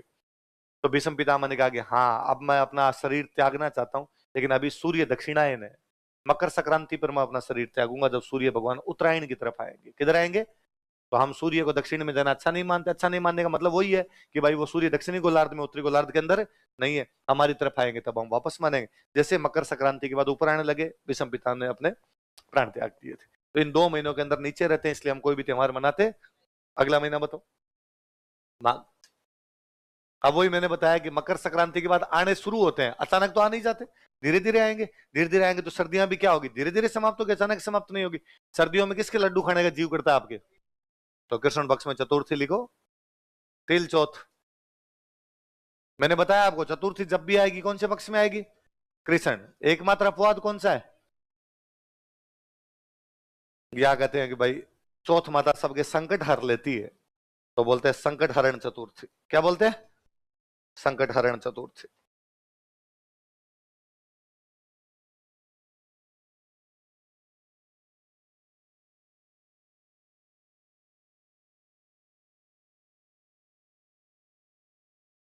मेला लगता है भाई चौथ माता का बड़ा, ये अपने यहाँ सवाई माधोपुर में जगह है चौथ का बरवाड़ा।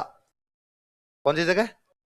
जहां कैटरीना कैफ ब्याह करके गई थी, कैटरीना कैफ की शादी यहीं तो हुई थी, चौथ का बरवाड़ा। तो चौथ माता का आशीर्वाद लेने आई थी वो, चौथ का बरवाड़ा।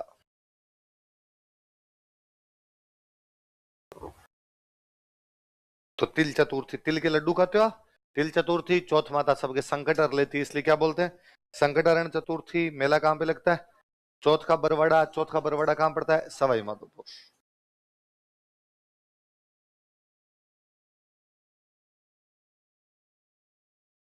अब एक दिन लड्डू खाने से जीव बढ़ता नहीं, तो कहा भाई एक दिन और खाए जाए यार। पंडित जी ने कहा यार मुझे भी दान दक्षिणा दो थोड़ी। तो हमने पंडित जी को कहा पंडित जी क्या दे? पंडित जी ने कहा 6 प्रकार के तिलहन होते हैं, कोई दान दे दो। इसलिए एकादशी को हमने कहा 60 तिला एकादशी। क्या कहा? 60 तिला। 60 का मतलब होता है 6।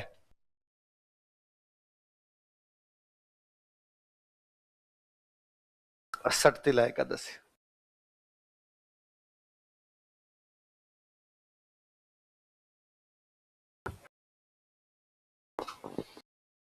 तिल चतुर्थी या संकट हरण चतुर्थी, और एकादशी को क्या बोलते हैं? 60 तिला एकादशी। नॉर्मली आप वैसे याद रखना, तिल चौथ तिल 11।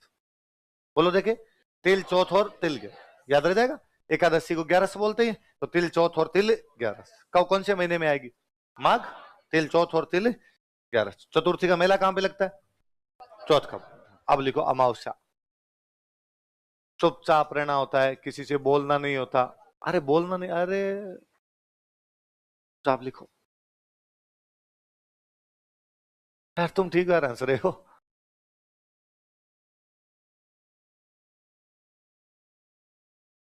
मौनी अमावस्या। कौन सी अमावस्या होती है? पुरुष बड़ा इंटेलिजेंट है जी, पुरुष ने सोचा महिलाएं भूखी तो रह जाती है, एक दिन ऐसा कोई व्रत भी तो करवाए। महिलाएं सब सियाणी है, ये तो कोई व्रत नहीं करती होगी। है किया ये व्रत किसी ने मौनी अमावस्या वाला? अच्छा, एक किया इन्होंने किया। चलो, इस दिन आपके कुंभ मेले का शाही स्नान होता है। कुंभ का जो मेला लगता है उसमें बड़े बड़े जो महामंडलेश्वर टाइप के लोग होते हैं वो उस दिन नहाते हैं, आम जनता को नहीं जान देते। Royal bath of Kumbh fair, Kumbh मेले का शाही स्नान, royal bath of Kumbh fair.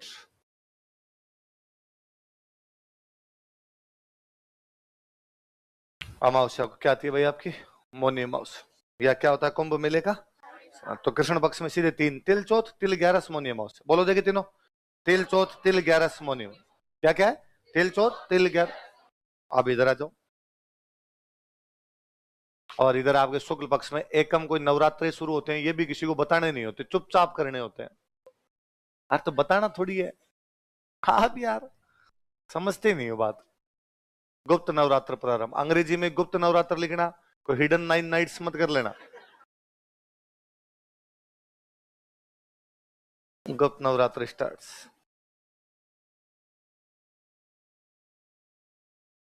कोई माता जी के बड़े भक्त होते हैं, चुपचाप करते हैं, शांति से बैठ गए। पहाड़ों में बैठकर वैसे किए जाते हैं, शांत रहते हैं, बोलते बोलते नहीं किसी से, वैसे वैसे नवरात्र है ये। बसंत ऋतु आ गई होती है ये, भाई सर्दियां खत्म होने लग जाती है, सर्दियों में पत्ते वत्ते झड़ जाते हैं। अब सर्दियां खत्म हो रही है, खत्म हो रही है तो धीरे धीरे पत्ते वत्ते वापस आने लगेंगे, और बसंत ऋतु आ रही होती है, इसलिए क्या होता है बसंत पंचमी। अपना भाई स्टूडेंट लाइफ वालों का, पढ़ाई से जुड़े लिखो लोगों का तो अपना सबसे अच्छा त्योहार यही होता है, माँ सरस्वती का बर्थडे। तो सरस्वती जयंती, छोटे छोटे थे तब पीले पीले कपड़े पहन के जाते, पीले पीले फूल लेके जाते, गीत और गाते वहां जाके, हे शारदे माँ हे शारदे माँ, अज्ञानता से हमें तार दे। कोई फर्क नहीं पड़ा उन प्रार्थनाओं का।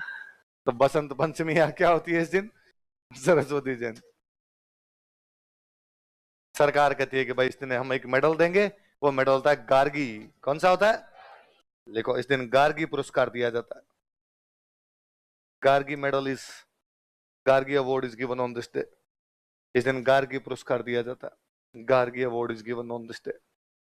किस किस को मिला हुआ आप में से गार्गी पुरस्कार? तो लड़का हाथ मत खड़ा कर लेना रहा कि सर कौन से, अब चेक कर रहे हैं।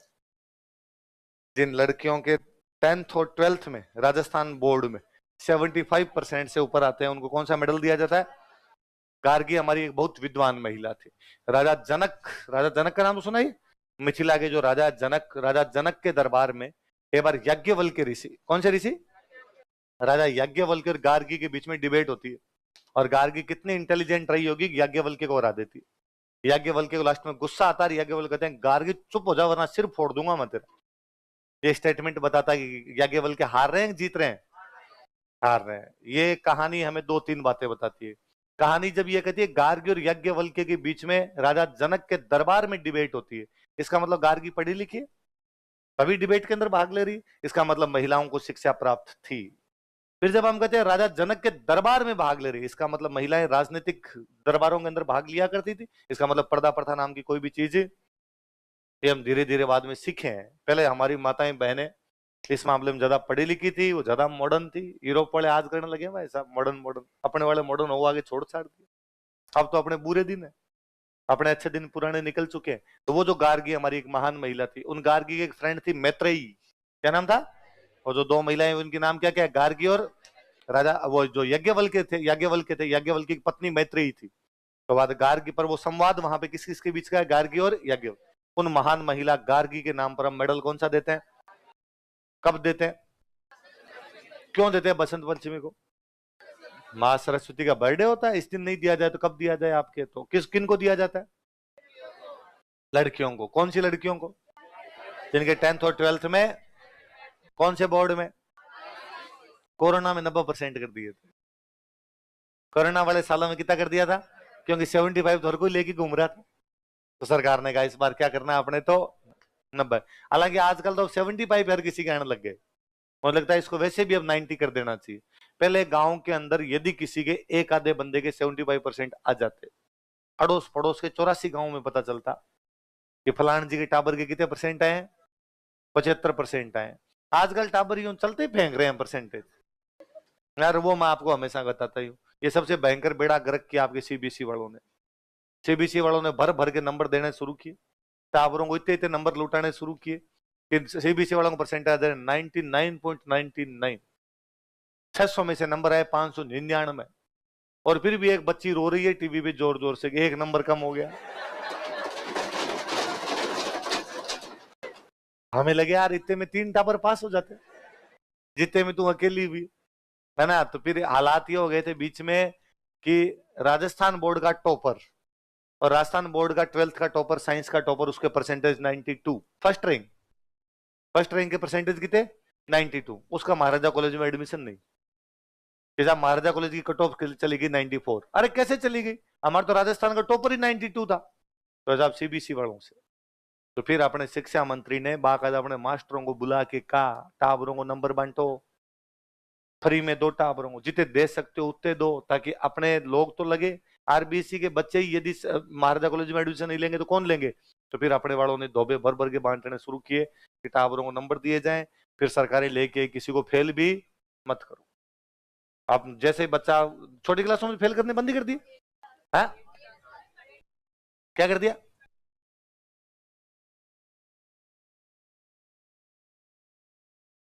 अच्छा कुछ भी नहीं लिखा तो पास नहीं कर सकते, फेल होता है क्या आजकल कोई ना।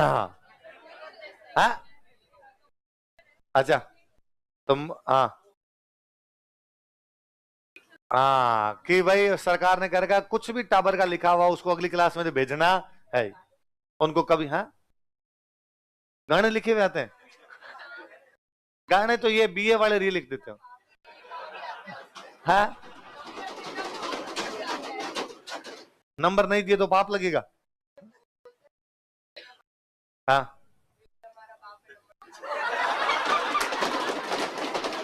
तुम्हें कैसे पता, तुम्हारी मम्मी भी टीचर है, सारे को टीचर है, तो सब कॉपियां तुम चेक कर रही हो उधर वाली। हाँ पर आजकल कर ही दिया। पहले मुझे याद है डर लगता कि 8वीं आ गई बोर्ड है इस बार फेल कर देंगे, 10वीं आ गई बोर्ड है इस बार फेल कर देंगे। आजकल टापरों को वो डर खत्म हो गया। तू वीडियो बना खड़ा हो गया, खड़ा हो देखे वरहत राजस्थान में कौन कौन सी रियासतें। अर्जुन लाल सेठी के बारे में बता क्या क्या जानता है, अर्जुन लाल सेठी के बारे में क्या जानता है। तेरा पूरा फोकस इसमें रहता है। तो ये दिन संडे वाले दिन आमा ऑफिस में बैठूंगा, तू वीडियो बना मेरे, पढ़ाई करता नहीं। 42,000 रुपए वीडियो बनाने के दिए, किसके दिए हैं, पढ़ाई करने के वीडियो बनाने के। तो इस मोबाइल को अंदर रख, तो जैसे ही इसको लगता है कि मैं कुछ बोल रहा हूं फटाफट मरने दे, कॉपी फेंको रे, नोट्स 3,000 में मिल जाएंगे, पहले वीडियो बनाते हैं। क्या करेगा फिर इसका, तुझे क्या लगता है ये वीडियो है नहीं पहले। ये बात मैं कोई 10 बार बोल गया हूँ, सेम बात बड़ी बैठ जा। ठीक टाबरो यार आप क्या होता, आप वाली पीढ़ी को मोबाइल में क्या मजा आने लगा है कि क्लास के अंदर ही मोबाइल आपके हाथों में रहता है। तो सेम ये बात मैंने कोई 20 बैच में बोली होगी, तो क्या चेंज करूं इसके अंदर। सरस्वती जयंती है तो है, इसी प्रकार की बात बतानी होती है उसके अंदर, तब वो वीडियो तेरे को 100 जगह मिल जाएगा। तू खाली सरस्वती जयंती, गार्गी पुरस्कार, क्या बच्चों को मिलते नंबर कम, क्या महाराजा में नहीं होता एडमिशन, सब जगह मेरी फोटो आएगी। तू बात तू यूं लोड ले रहा है कि नहीं सर की अच्छी बातों को मैं पहुंचाऊंगा मार्केट में, जैसे नहीं करना आपने। तो सरस्वती जयंती को कौन सा पुरस्कार दिया जाता है, गार्गी। चलो आगे लिखते हैं। इसके बाद लिखो पूर्णिमा। पूर्णिमा को मेला होता है भाई एक बेणेश्वर। कौन सा मेला होता है, बेणेश्वर मेला।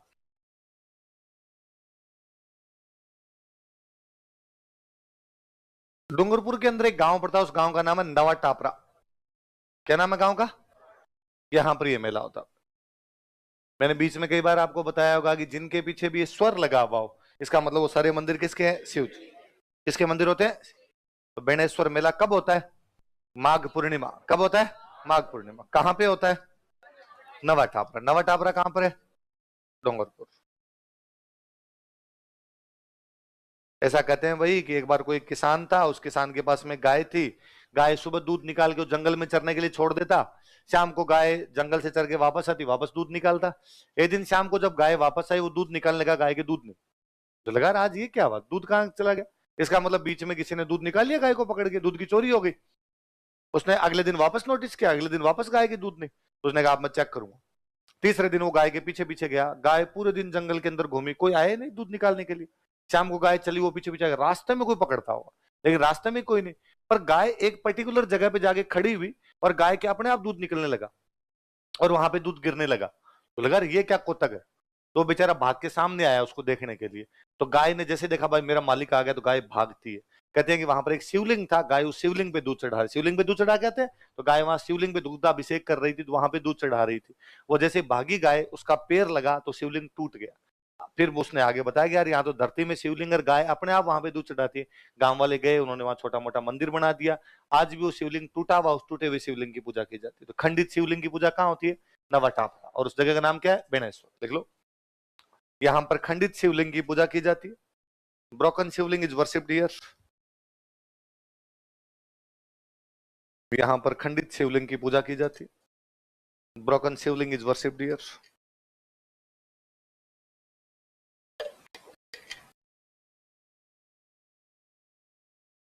नहीं मानते, खंडित चीज की नहीं पूजा करते, पर अपवाद हर जगह होता है।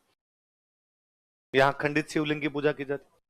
वागड़ है, डूंगरपुर बांसवाड़ा वाला इलाका क्या कहलाता है? वागड़। तो हम कहते हैं भाई हमारे इधर वालों के लिए, जयपुर से इधर वालों के लिए अपने जो स्थान पुष्कर का है, वागड़ वालों के लिए वो स्थान किसका है? बेणेश्वर का। इसलिए जगह को बोलते हैं वागड़ का पुष्कर। क्या कहते हैं?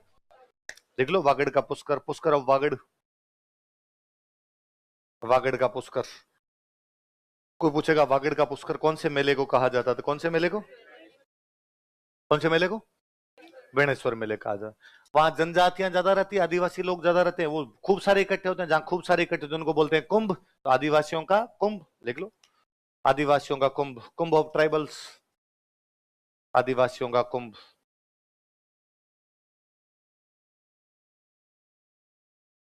यहाँ पे तीन नदियां मिलती है आके, माही, सोम और जाखम। कौन कौन सी है? लिख लो, माही प्लस सोम प्लस जाखम। कोई पूछेगा कौन सी तीन नदियों के संगम पर लगता है मेला, तो कौन सी तीन नदियों के? माही, सोम और जाखम।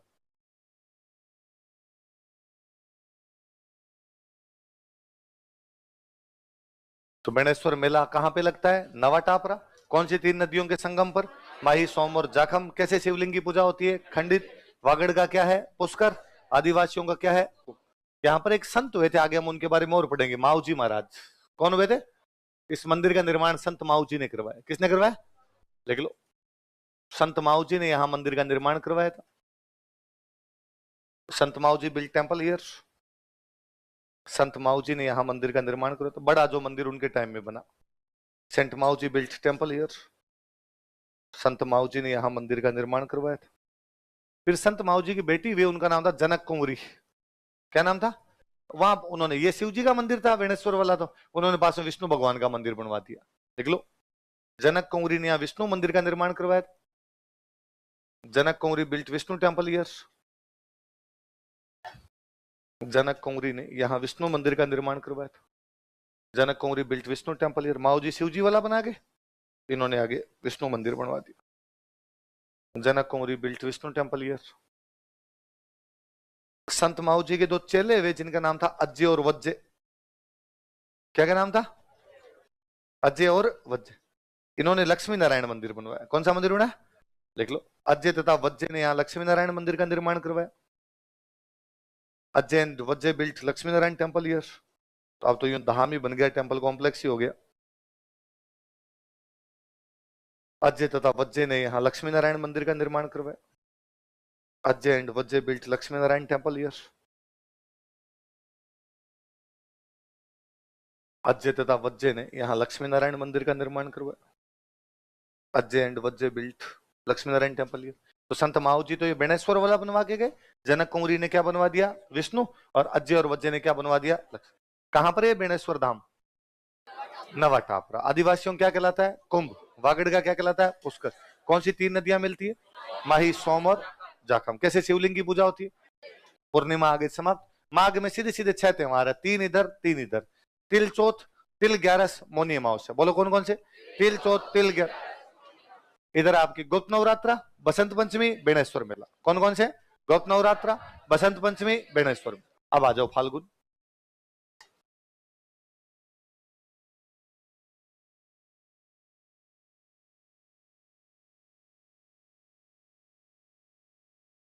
फाल्गुन में पहले लिख लो भाई कृष्ण पक्ष।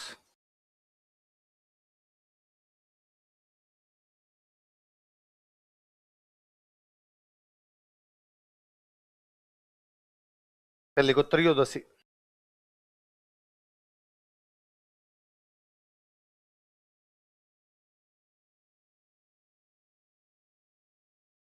महाशिवरात्रि,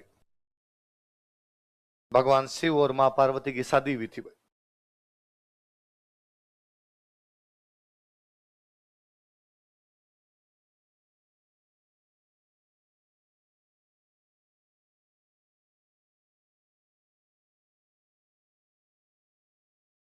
मेला होता है यहाँ पे घुस्मेश्वर महादेव मेला, सवाई माधोपुर में। अपने एक जगह पड़ती है सिवाड़।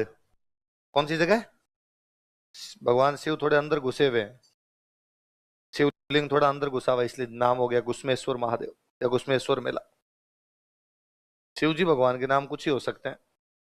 आप जयपुर में यदि मंदिरों के नाम देखेंगे, यदि प्याऊ के बाहर मंदिर है तो जलेश्वर, रेल के स्टेशन के बाहर मंदिर रेलेश्वर, थाने के बाहर मंदिर है थानेश्वर, रोजगार कार्यालय के पास मंदिर है रोजगारेश्वर, झारखंड मोड़ पे मंदिर है झारखंडेश्वर। तो भगवान शिव कुछ ही हो सकते हैं। आपने कोचिंग के बाहर बना दी तो स्प्रिंग बोर्डेश्वर।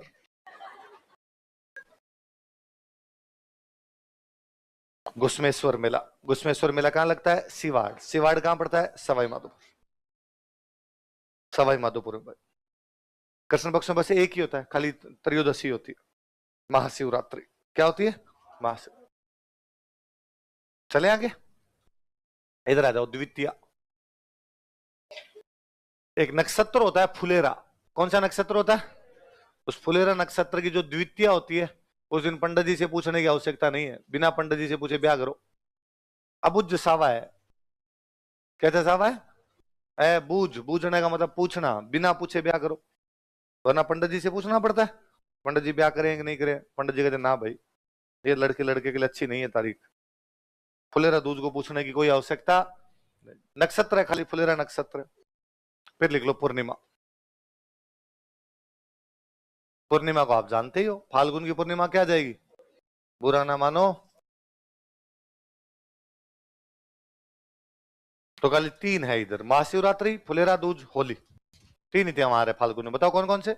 महाशिवरात्रि, फुलेरा दूज। महाशिवरात्रि त्रयोदशी को कृष्ण पक्ष में, होली कब, फुलेरा दूज कब आ गई? दूज है तो द्वितीया, और होली कब आ गई आपकी? पूर्णिमा। होली अपने राजस्थान में कई अलग अलग प्रकार की होती है, तो मैं इसी में नीचे लिख रहा हूं, आप उतार लो।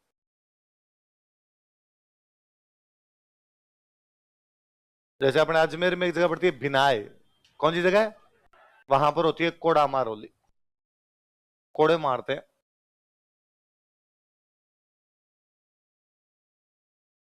करौली में अपने जगह पड़ती है महावीर जी, वहां पर होती है लठ मार। उनका हम लठ मारेंगे, कोई पास आओ देगी।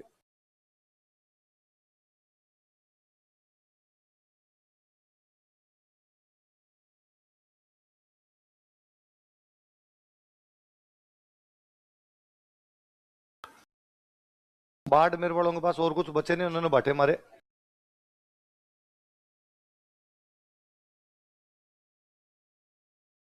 पत्थर मार होली कहां पर होती है? बाड़-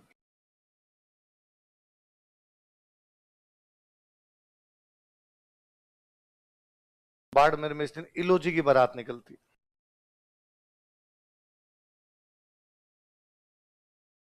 आप लिख लो, मैं समझा दूंगा।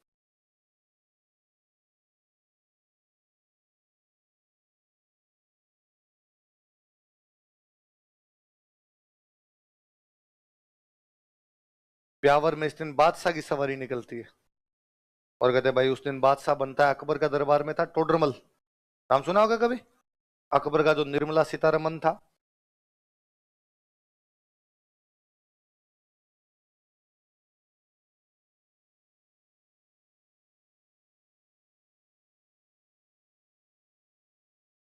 कोटा में जगह पड़ती है सांगोद, वहां पे भगवान की झांकियां निकलती है, उनको बोलते हैं नान।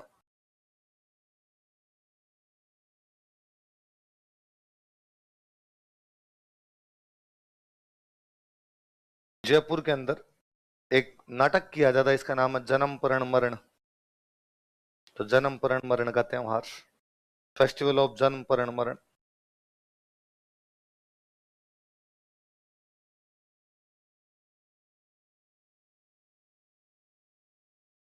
फेस्टिवल ऑफ जन्म परण मरण।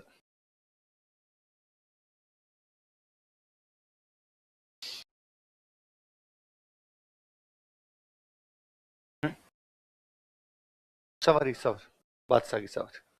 ये सीधे त्योहारों के नाम ही होते हैं, ऐसे लिखो।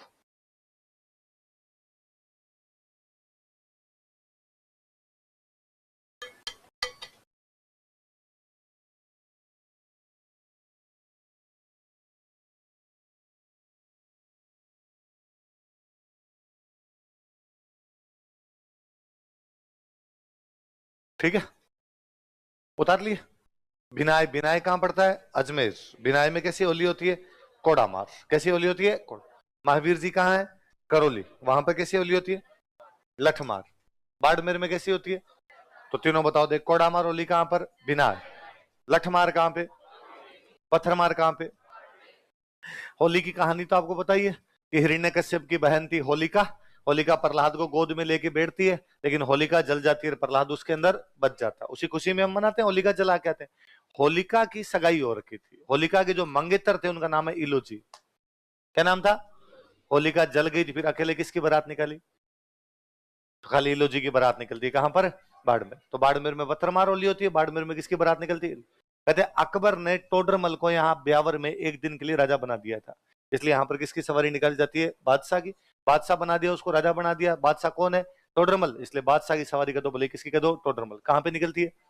ब्यावर के अंदर निकलती है। अब क्या लिखा ना? ये भगवान की झांकियां, अलग अलग प्रकार की भगवान की झांकियां निकलती है। सांगोद कोटा में एक जगह है। कहां पे जगह? कोटा। और जयपुर के अंदर एक फेस्टिवल और जन्म परण मरण या जन्म परण मरण का त्योहार है। कुछ नहीं होता, एक नाटक किया जाता है, जिस नाटक के अंदर एक व्यक्ति का पूरा लाइफ साइकिल दिखाया जाता है कि व्यक्ति पैदा होता है, फिर उसकी शादी होती है, फिर उसकी मृत्यु हो जाती है। जन्म परण का मतलब शादी होना, मरण का मतलब मृत्यु। तो तीन चीज दिखाते हैं। एक अर्थी पड़ी हुई है, मतलब बंदे की डेथ हो गई। एक बंदा दूल्हा बना हुआ, मतलब इसकी शादी होगी। एक बच्चा पैदा हो रहा है। फिर जो लाइफ में बाकी जो घटनाएं होती है उनके बारे में बताया जाता है। तो कौन सा त्योहार हो गया? तो होली पर बताओ। देखिए, कोडामार होली कहां पर? पत्थरमार होली कहां पे? बाढ़। लठमार होली महावीर जी करौली। इलोजी की बारात, बादशाह की सवारी। बादशाह कौन होता है? नाहन कहां पर होता है? नाहन क्या होता है? भगवान की झांकियां। क्या होती है? भगवान की झांकियां। और जन्म परण मरण का त्योहार कहां पे होता है? ये जो बिनाय है ना, बिनाय, अंग्रेजों के टाइम में बिनाय में कोऑपरेटिव सोसाइटी बनाई गई थी। क्या बनाई गई थी? सुनो, देखो मेरी बात सुनो। अपने भारत में एक बहुत भयंकर अकाल पड़ा था, छप्पनिया। कौन सा पड़ा था? कल अपने बात कर रहे थे ना कि विक्रमी संवत 1956, ईस्वी सन 1899, बहुत भयंकर अकाल पड़ा। अंग्रेजों का गवर्नर जनरल अपने यहां पर हुआ करता, उसका नाम था लॉर्ड कर्जन। क्या नाम था? और कर्जन को लगा यार भारत में समस्या गंभीर है, यहाँ तो अकाल पड़ते हैं, और अकाल के अंदर किसान को सबसे भयंकर मार तो यह है कि उसके पास अनाज नहीं होता। अब बंदा और किसी चीज के रह सकता पर बिना खाने के नहीं रह सकता, तो अनाज उसे और किसी से लेना पड़ेगा, तो उसे खरीदना पड़ेगा। अब उसके पास पैसे भी नहीं है, तो पैसे किसी साहूकार से लेने पड़ेंगे, और साहूकार ब्याज लगाता है ज्यादा। तो कर्जन ने कहा कि यदि ऐसा होता है तो सरकार पैसे देगी, और सरकार उसका ज्यादा ब्याज लेगी नहीं। इसलिए सरकार ने कोऑपरेटिव सोसाइटी स्थापित की। क्या स्थापित की? तो 94 में 1904 में बाकायदा एक्ट लेके आया, कोऑपरेटिव सोसाइटी एक्ट।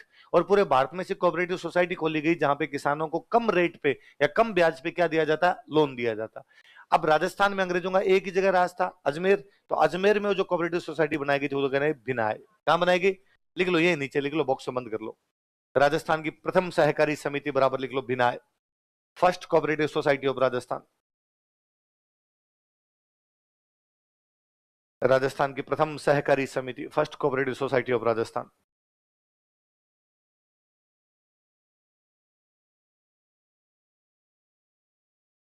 राजस्थान की प्रथम सहकारी समिति बराबर लिख लो बिनाय, कॉस्टम लिखो 1904। ये ना 2010 के प्री का क्वेश्चन था कि राजस्थान की पहली सहकारी समिति कहां स्थापित की गई थी? कहां की गई थी? बिनाय, 1904, 1904। बॉक्स में बंद कर लो अलग से, तो बिनाय के चक्कर में याद हो जाएगी जी एक बात। ठीक है, अब अगला महीना जाओ। अगला महीना कौन सा है? चैत्र। चैत्र में पहले पक्ष कौन सा आएगा? कृष्ण। और जैसे ही आपकी होली गई अगले दिन ही आ जाती है धुलंडी। क्या जाती है? ये तो अब याद करने वाली कोई बात नहीं इसमें तो है। 1904। फिर चैत्र में लिखो अष्टमी। शीतल भोजन करना होता है, शीतला माता की पूजा करनी होती है, इसलिए बोलते हैं शीतला अष्टमी। क्या बोलते हैं? रात को खाना बना के छोड़ देते हैं, अगले दिन खाते हैं। बासी भोजन करते हैं, इसलिए बोलते हैं बासोड़ा। क्या बोलते हैं?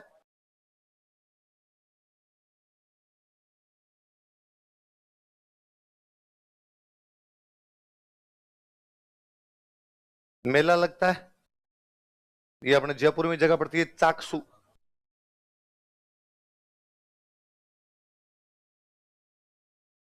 शीतला माता ना, शीतला माता का वाहन होता है गधा, इसलिए यहाँ पे गधों का मेला होता है। डंकी फेर। किसी टाइम में लोग इस मेले को देखने के लिए दूर दूर से बैलगाड़ियां लेके आते थे। अब तो बैलगाड़ियां बची नहीं, पर तब बैलगाड़ियां लेके आते, इसलिए इसका नाम था बैलगाड़ी मेला। बुलक कार्ट फेर।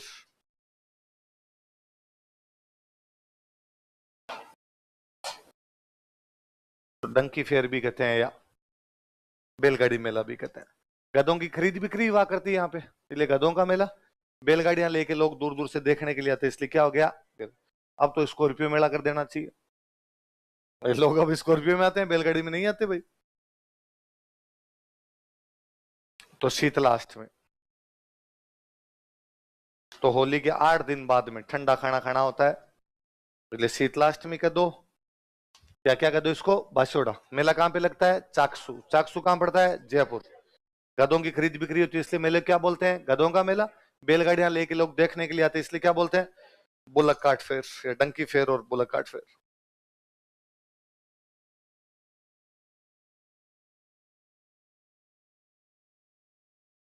चलो अब आगे आ जाओ, चले आगे बोले। तो एक तो एकम सिर के आगे दुलंडी रंगवंग खेलते हैं, ये आपका शीतलाष्टमी याद रखना, दुलंडी तो मत याद रखना बोले। अब लिखो एकादशी। एकादशी को भाई आपने चित्तौड़ के किले में जौहर हुए थे, तो उन जौहर को याद करते हुए लगाया जाता है जौहर मेला। तो जौहर मेला कहां पर होता है? चित्तौड़।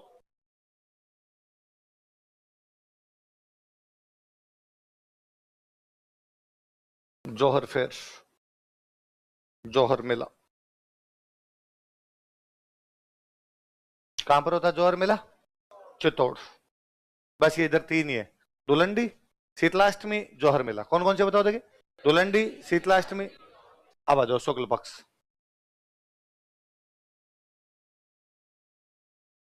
कौन सा महीना है ये? चैत्र। पक्ष कौन सा है? चैत्र शुक्ल एकम को क्या होगा? New year. और इसी दिन आपकी बसंत ऋतु के नवरात्रि शुरू होंगे, इसलिए आप बोलते हो बसंत नवरात्र। वो शरद ऋतु के होते हैं आश्विन वाले, ये बसंत ऋतु के होते हैं, इसलिए बसंत नवरात्र।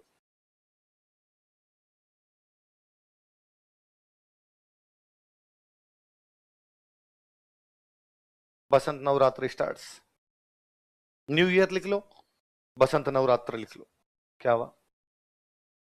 हाँ, चार। अभी एक और लाएंगे अपने। एकम को क्या आ गया आपका? नया साल।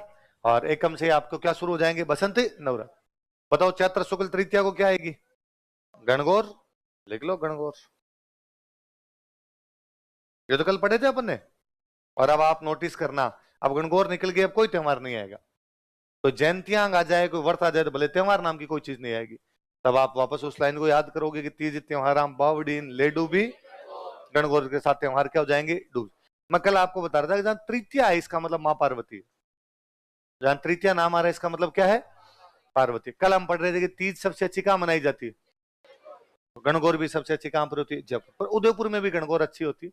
और फिर उसका जेम स्टोर्ड वर्णन करके गया। कौन वर्णन करके गया? वो उदयपुर रहता था, उसने सवारी देखी, उसने कहा भाई साहब जीव सोरा हो जाता है। लिखो, जयपुर तथा उदयपुर की गणगौर प्रसिद्ध है। Gangaur of Jaipur and Udaipur are famous.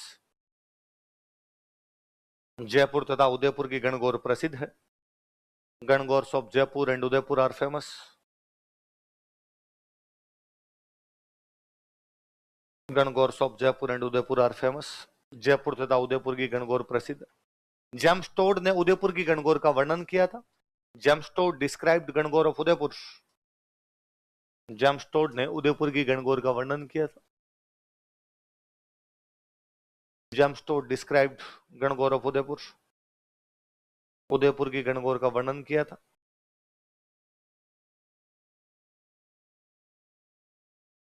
कौन सी गणगौर का वर्णन किया था? उदयपुर की गणगौर का। सबसे अधिक लोकगीत यदि किसी त्योहार पर गाए जाते हैं तो वो कौन सा है? लिख लो, यह सर्वाधिक लोकगीतों का त्योहार है। It has maximum folk songs, यह है सर्वाधिक लोकगीतों का त्यौहार है। It has maximum folk songs. घरों में महिलाएं तो होली के बाद ही गीत गाने लग जाती है। गोरे गणगौर माता खोले किवाड़ी है, क्या आगे बार खड़ी तन पूजन वाली है। हाँ, राई सी भोजाई दे, कान कमर सो बीरो दे, तो खूब सारे गीत आने लग जाते हैं इस दिन। तो सबसे अधिक यदि गीतों वाला त्योहार है तो कौन सा है? कौन सा है? नॉर्मली ये माना जाता है कि महाशिवरात्रि के दिन तो शिव पार्वती की शादी हुई थी। गणगौर के दिन पार्वती जी पहली बार अपने ससुराल आए थे। मुकलावा समझते हो? मुकलावा गोना, लड़की पहली बार अपने ससुराल जाती है। तो गण और गौर मिले, गण का मतलब क्या होता है? शिव, गौर का मतलब क्या हुआ? गण और गौर मिले, इसलिए नाम क्या पड़ गया? गणगौर नाम पड़ गया। तो इस दिन लड़कियां व्रत रखती है। नॉर्मली लड़कियों के व्रत का एक ही उद्देश्य होता है, अच्छे पति की कामना के लिए। पर यहाँ लड़कियों ने थोड़ा बड़ा दिल दिखाया, उनका हमारे लिए अच्छा पति और भाइयों के लिए अच्छी, देखो कि उनको भाइयों पे पूरा भरोसा था कि इसके भरोसे तो आनी नहीं, इसके डोल देखते हुए व्रत करने से क्या पता मिले। तो देखो लड़कियां अपने लिए अच्छे पति व अच्छी भाभी की कामना का व्रत रखती है। गर्ल्स की fast, girls observe fast for good husband and good sister in law. लड़कियां अपने लिए अच्छे पति व अच्छी भाभी की कामना का व्रत रखती है। गर्ल्स की fast for good husband and good sister in law. तो लड़कों गणगौर के दिन बहनों को राजी रखा करो। उसने यदि व्रत में गड़बड़ कर दी, तुम्हारा भविष्य अंधकार में आ जाएगा। Observe fast for good husband and good sister in law. अपने लिए अच्छे पति व अच्छी भाभी की कामना का व्रत रखती है।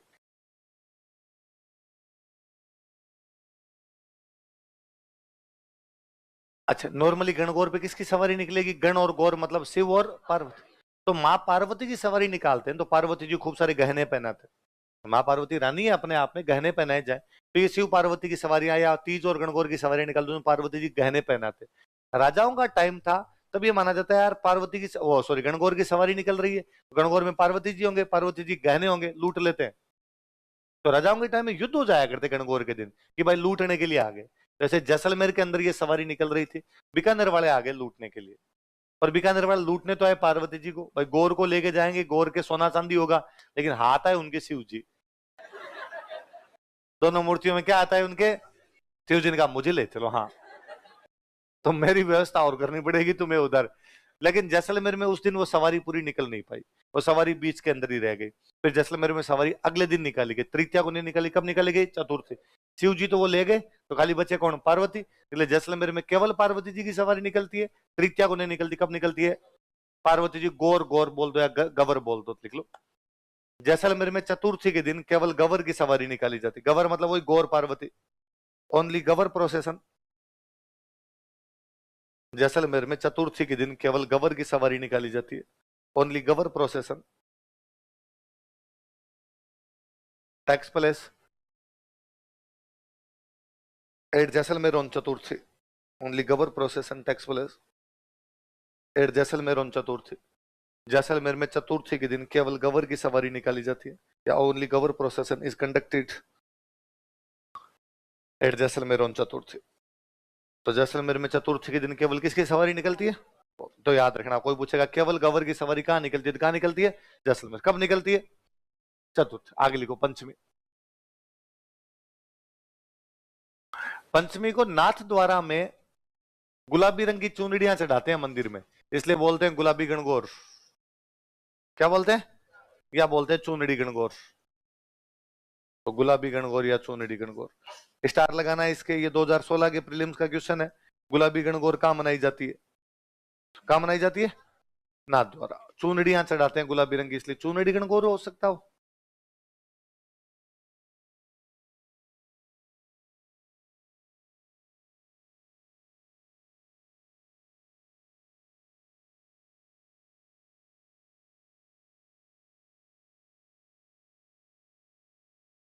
हाँ? कौन सा? आगे पढ़ेंगे, नाहर नृत्य पढ़ेंगे। होली के 13 दिन बाद होता है, रंग तेरस को होता है, पढ़ेंगे आगे। पंचमी को नाथ द्वारा के अंदर कौन सी होती है आपके? गुलाबी गणगौर या चुन। गुलाबी गणगौर के स्टार लगाना भाई। कहां पे मनाई जाती है गुलाबी गणगौर? कब मनाई जाती है? कौन सी पंचमी? चैत्र शुक्ल पंचमी। कौन सी? चैत्र। अब आ जाओ भाई अष्टमी। नवरात्रों में अष्टमी आती है, उन नवरात्रों में आ रही थी होमाष्टमी। यहां पर अशोक के पेड़ की पूजा करते हैं, इसलिए यहां पर आती है अशोकाष्टमी।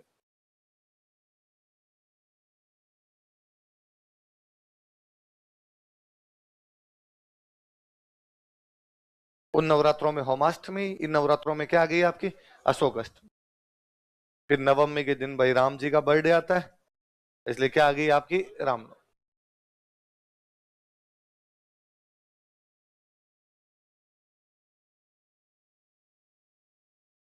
और राम जी के बर्थडे के पास में राम जी के सबसे बड़े भक्त का बर्थडे आ जाए तो पूर्णिमा को होगी भाई आपकी हनुमान जयंती।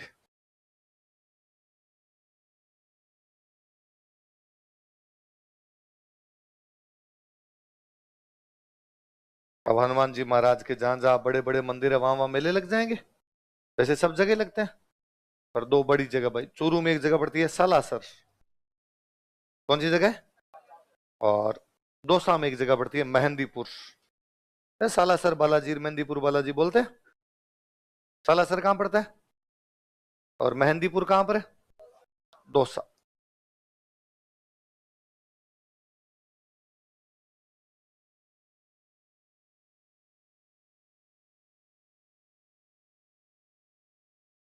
सालासर कहाँ पर है? चूरू। मेहंदीपुर कहाँ पर है? दौसा। लिख लेना डिस्ट्रिक्ट। मेले फेयर्स कहाँ कहाँ लगते हैं? सालासर और मेहंदीपुर। इधर सीधा सीधा कि एकम से क्या शुरू होंगे आपके नवरात्रे। नवरात्रे शुरू होने के बाद तृतीया क्या आ जाएगी? गणगौर। अष्टमी क्या आ जाएगी? सॉरी, पंचमी को गुलाबी गणगौर, अष्टमी को अशोक अष्टमी, नवमी को रामनवमी और पूर्णिमा को हनुमान जयंती के मेले कहाँ कहाँ होते हैं? सालासर और बाकी सब जगह आप देखोगे जो बालाजी महाराज की मूर्ति क्लीन से है। सालासर में बालाजी की दाढ़ी मूछ है।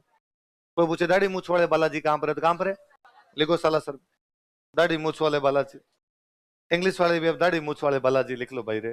बियर्डो बालाजी लिखते हुए अजीब लगोगे। दाढ़ी मूछ वाले बालाजी।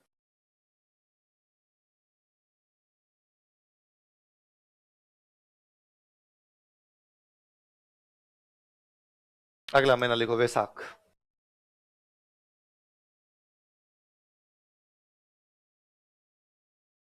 अब आप देख लो गणगौर के बाद में गुलाबी गणगौर कोई त्योहार नहीं, खाली नाथ द्वारा में चुनरियां चढ़ जाती है। रामनवमी हम राम जी का बर्थडे, हनुमान जयंती हनुमान जी का बर्थडे, त्योहार नाम की चीज नहीं है। अब आगे वैसाख। वैसाख की लिखो कृष्ण पक्ष, लिखो कृष्ण पक्ष में लिखो तृतीया।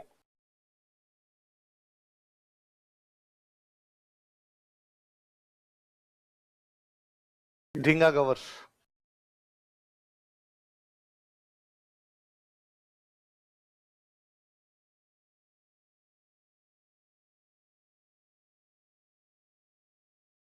मेला लगता है भाई जोधपुर में।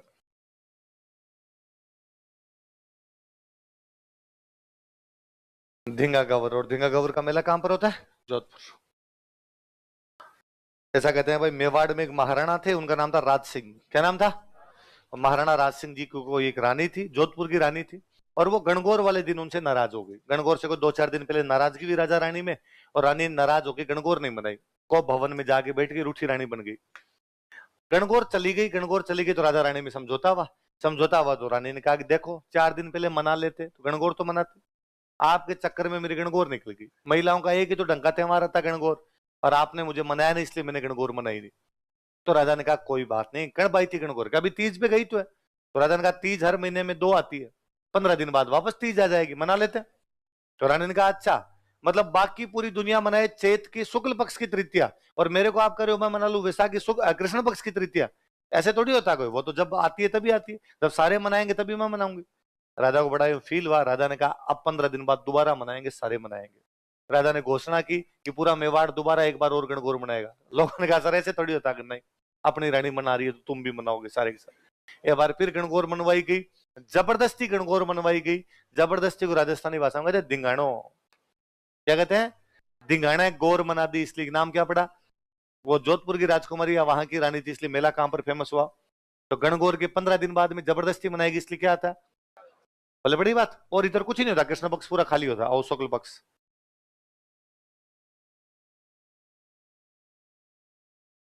गणगौर के 15 दिन बाद कौन सी गणगौर आती है?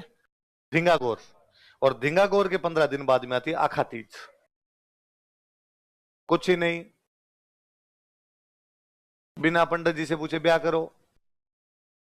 अक्षय तृतीया या इसी को बोलते हैं आखा तीज।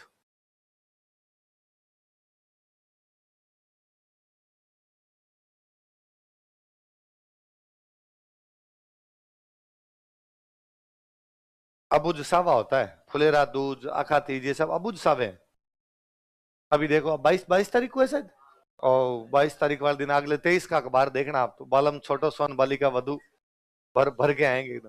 तो गणगौर के 15 दिन बाद धिंगागौर, और धिंगागौर के 15 दिन बाद में क्या आती है? अक्षय। अब लिखो पूर्णिमा।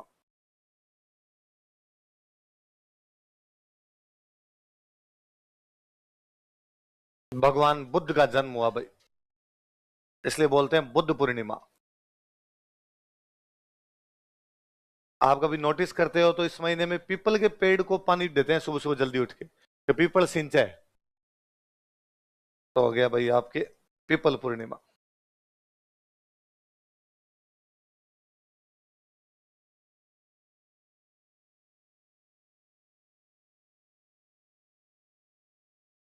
क्या क्या हुआ बताओ देखें।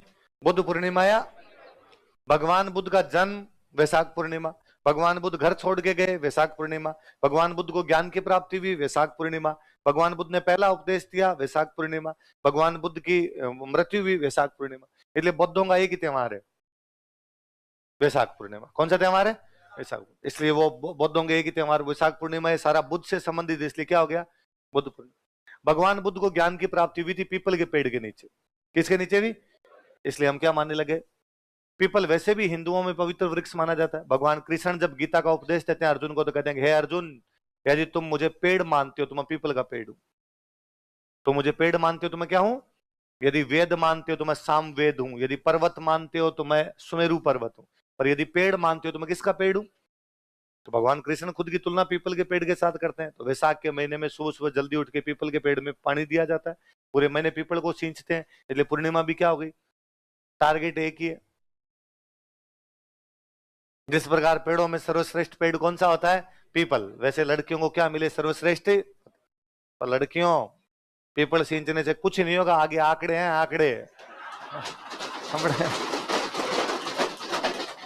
आंकड़ा जानती तुम? आंकड़ा नहीं जानती? अरे भगवान, अब आंकड़ा कैसे समझाऊं मैं? रेगिस्तान का एक पौधा होता है, ये पत्ते भी जहरीले होते हैं। आग किस आग आग आग नहीं देखा ही नहीं होगा, गांव नहीं गए कभी, नहीं तो फिर देखा ही नहीं होगा। तो पीपल पूर्णिमा का दो या क्या का दो? बुध। जयपुर में क्या लगाते हैं? सफेद आंकड़े लगाते हैं। कहां लगाते हैं? क्या होता? अंडा की छेद।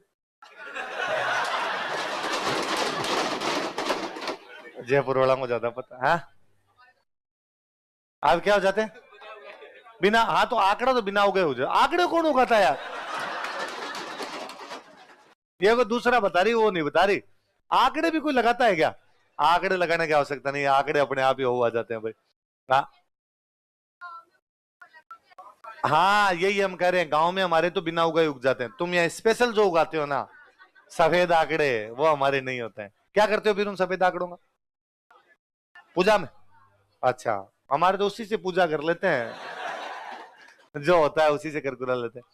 तो भगवान बुद्ध के जीवन से जुड़ा हुआ एक ही घटना है, वो कौन सी है? बुद्ध पूर्णिमा। भगवान बुद्ध जो पूरी जिंदगी करते रहे अहिंसा अहिंसा अहिंसा, और हमने बुद्ध पूर्णिमा को परमाणु परीक्षण किया था। हमारा 1974 का जो परमाणु परीक्षण किया गया था, कब किया गया था?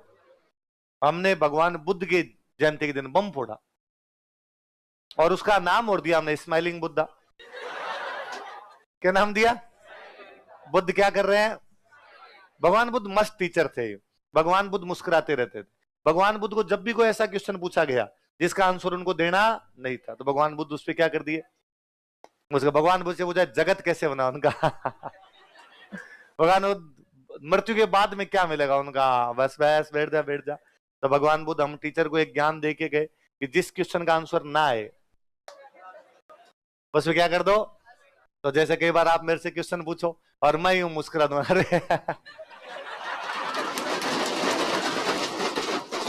तो स्टूडेंट को लगता है कि सर ये कहना चाह रहे हैं कि इतना ही जी, और आ नहीं रहा। तो कई बार स्टूडेंट जवाब में कहता है अरे सर आ गया आ गया आ गया। सर मन ही मन सोचते हैं आ गया तो मुझे बता दे। ये मुझे भी आता, तो आप कभी पूछो और मैं इसे मुस्कुरा दूं तो आगे पूछने की आवश्यकता। सर हम बेइज्जती थोड़ी करोगे आप समझ आओगे ना, ओ सर बस आ गया, हमें हम समझ गए। मेले लगते हैं भाई खूब सारे, लिखो मेले।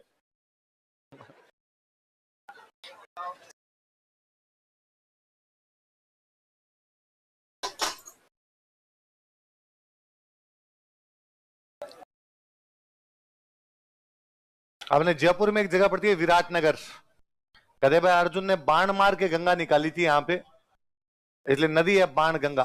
कौन सी नदी है? इसलिए यहां पर कौन सा मेला लगता है? बाण गंगा मेला।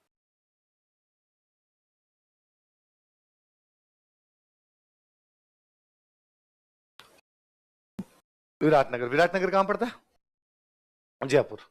एक मैंने जगह का नाम आपको 2-3 बार बताया होगा, मातृकुंडिया। मातृकुंडिया मेला बताया था चित्तौड़ में, वो मेला भी भाई इसी दिन लगता है।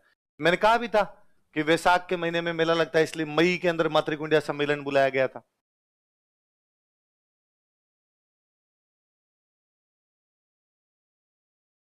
एक नक्की झील का नाम सुना होगा, कहां पर है? माउंट आबू। नक्की झील मेला लगता है।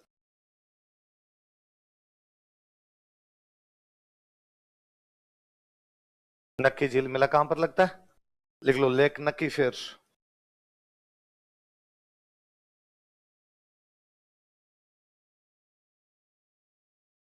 एक है गौतमेश्वर मेला, प्रतापगढ़ में एक जगह पड़ती है अरनोद।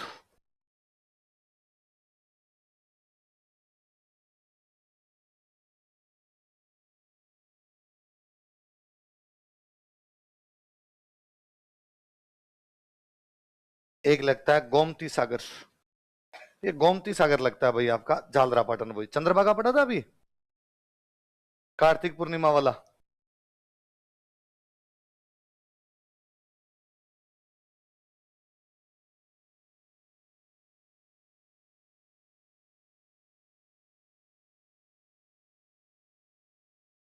पांच मेले हैं भाई, है ना। कुछ सिंपल पूछे वैशाख पूर्णिमा के मेले कौन कौन से? विराटनगर में कौन सा लगता है? बाणगंगा। विराटनगर जयपुर, कोष्टक लिख लेना जयपुर। मातृकुंडिया मेला कहाँ लगता है? चित्तौड़। नक्की झील मेला कहाँ पे लगता है? माउंट आबू सिरोही। नहीं डिस्ट्रिक्ट नहीं लिखा हो तो लिख लो। गौतमेश्वर मेला कहाँ लगता है? अरनोद। अरनोद प्रतापगढ़ में भाई, लिख लेना कोष्टक में प्रतापगढ़। और गोमती सागर मेला कहाँ पे लगता है? झालरापाटन। कहाँ पे लगता है? और झालरापाटन कहाँ आपका? झाला। गोमती सागर मेला भी पशु मेला है, नीचे लिखो इसको। यह एक पशु मेला है, it is a cattle fair. Chandrabhaga भी कैटल फेयर था। गोमती सागर, गोमती सागर यह एक पशु मेला है, it is a cattle fair. अच्छा बताओ, चंद्रभागा मेले में कौन से नस्ल के पशु आते हैं?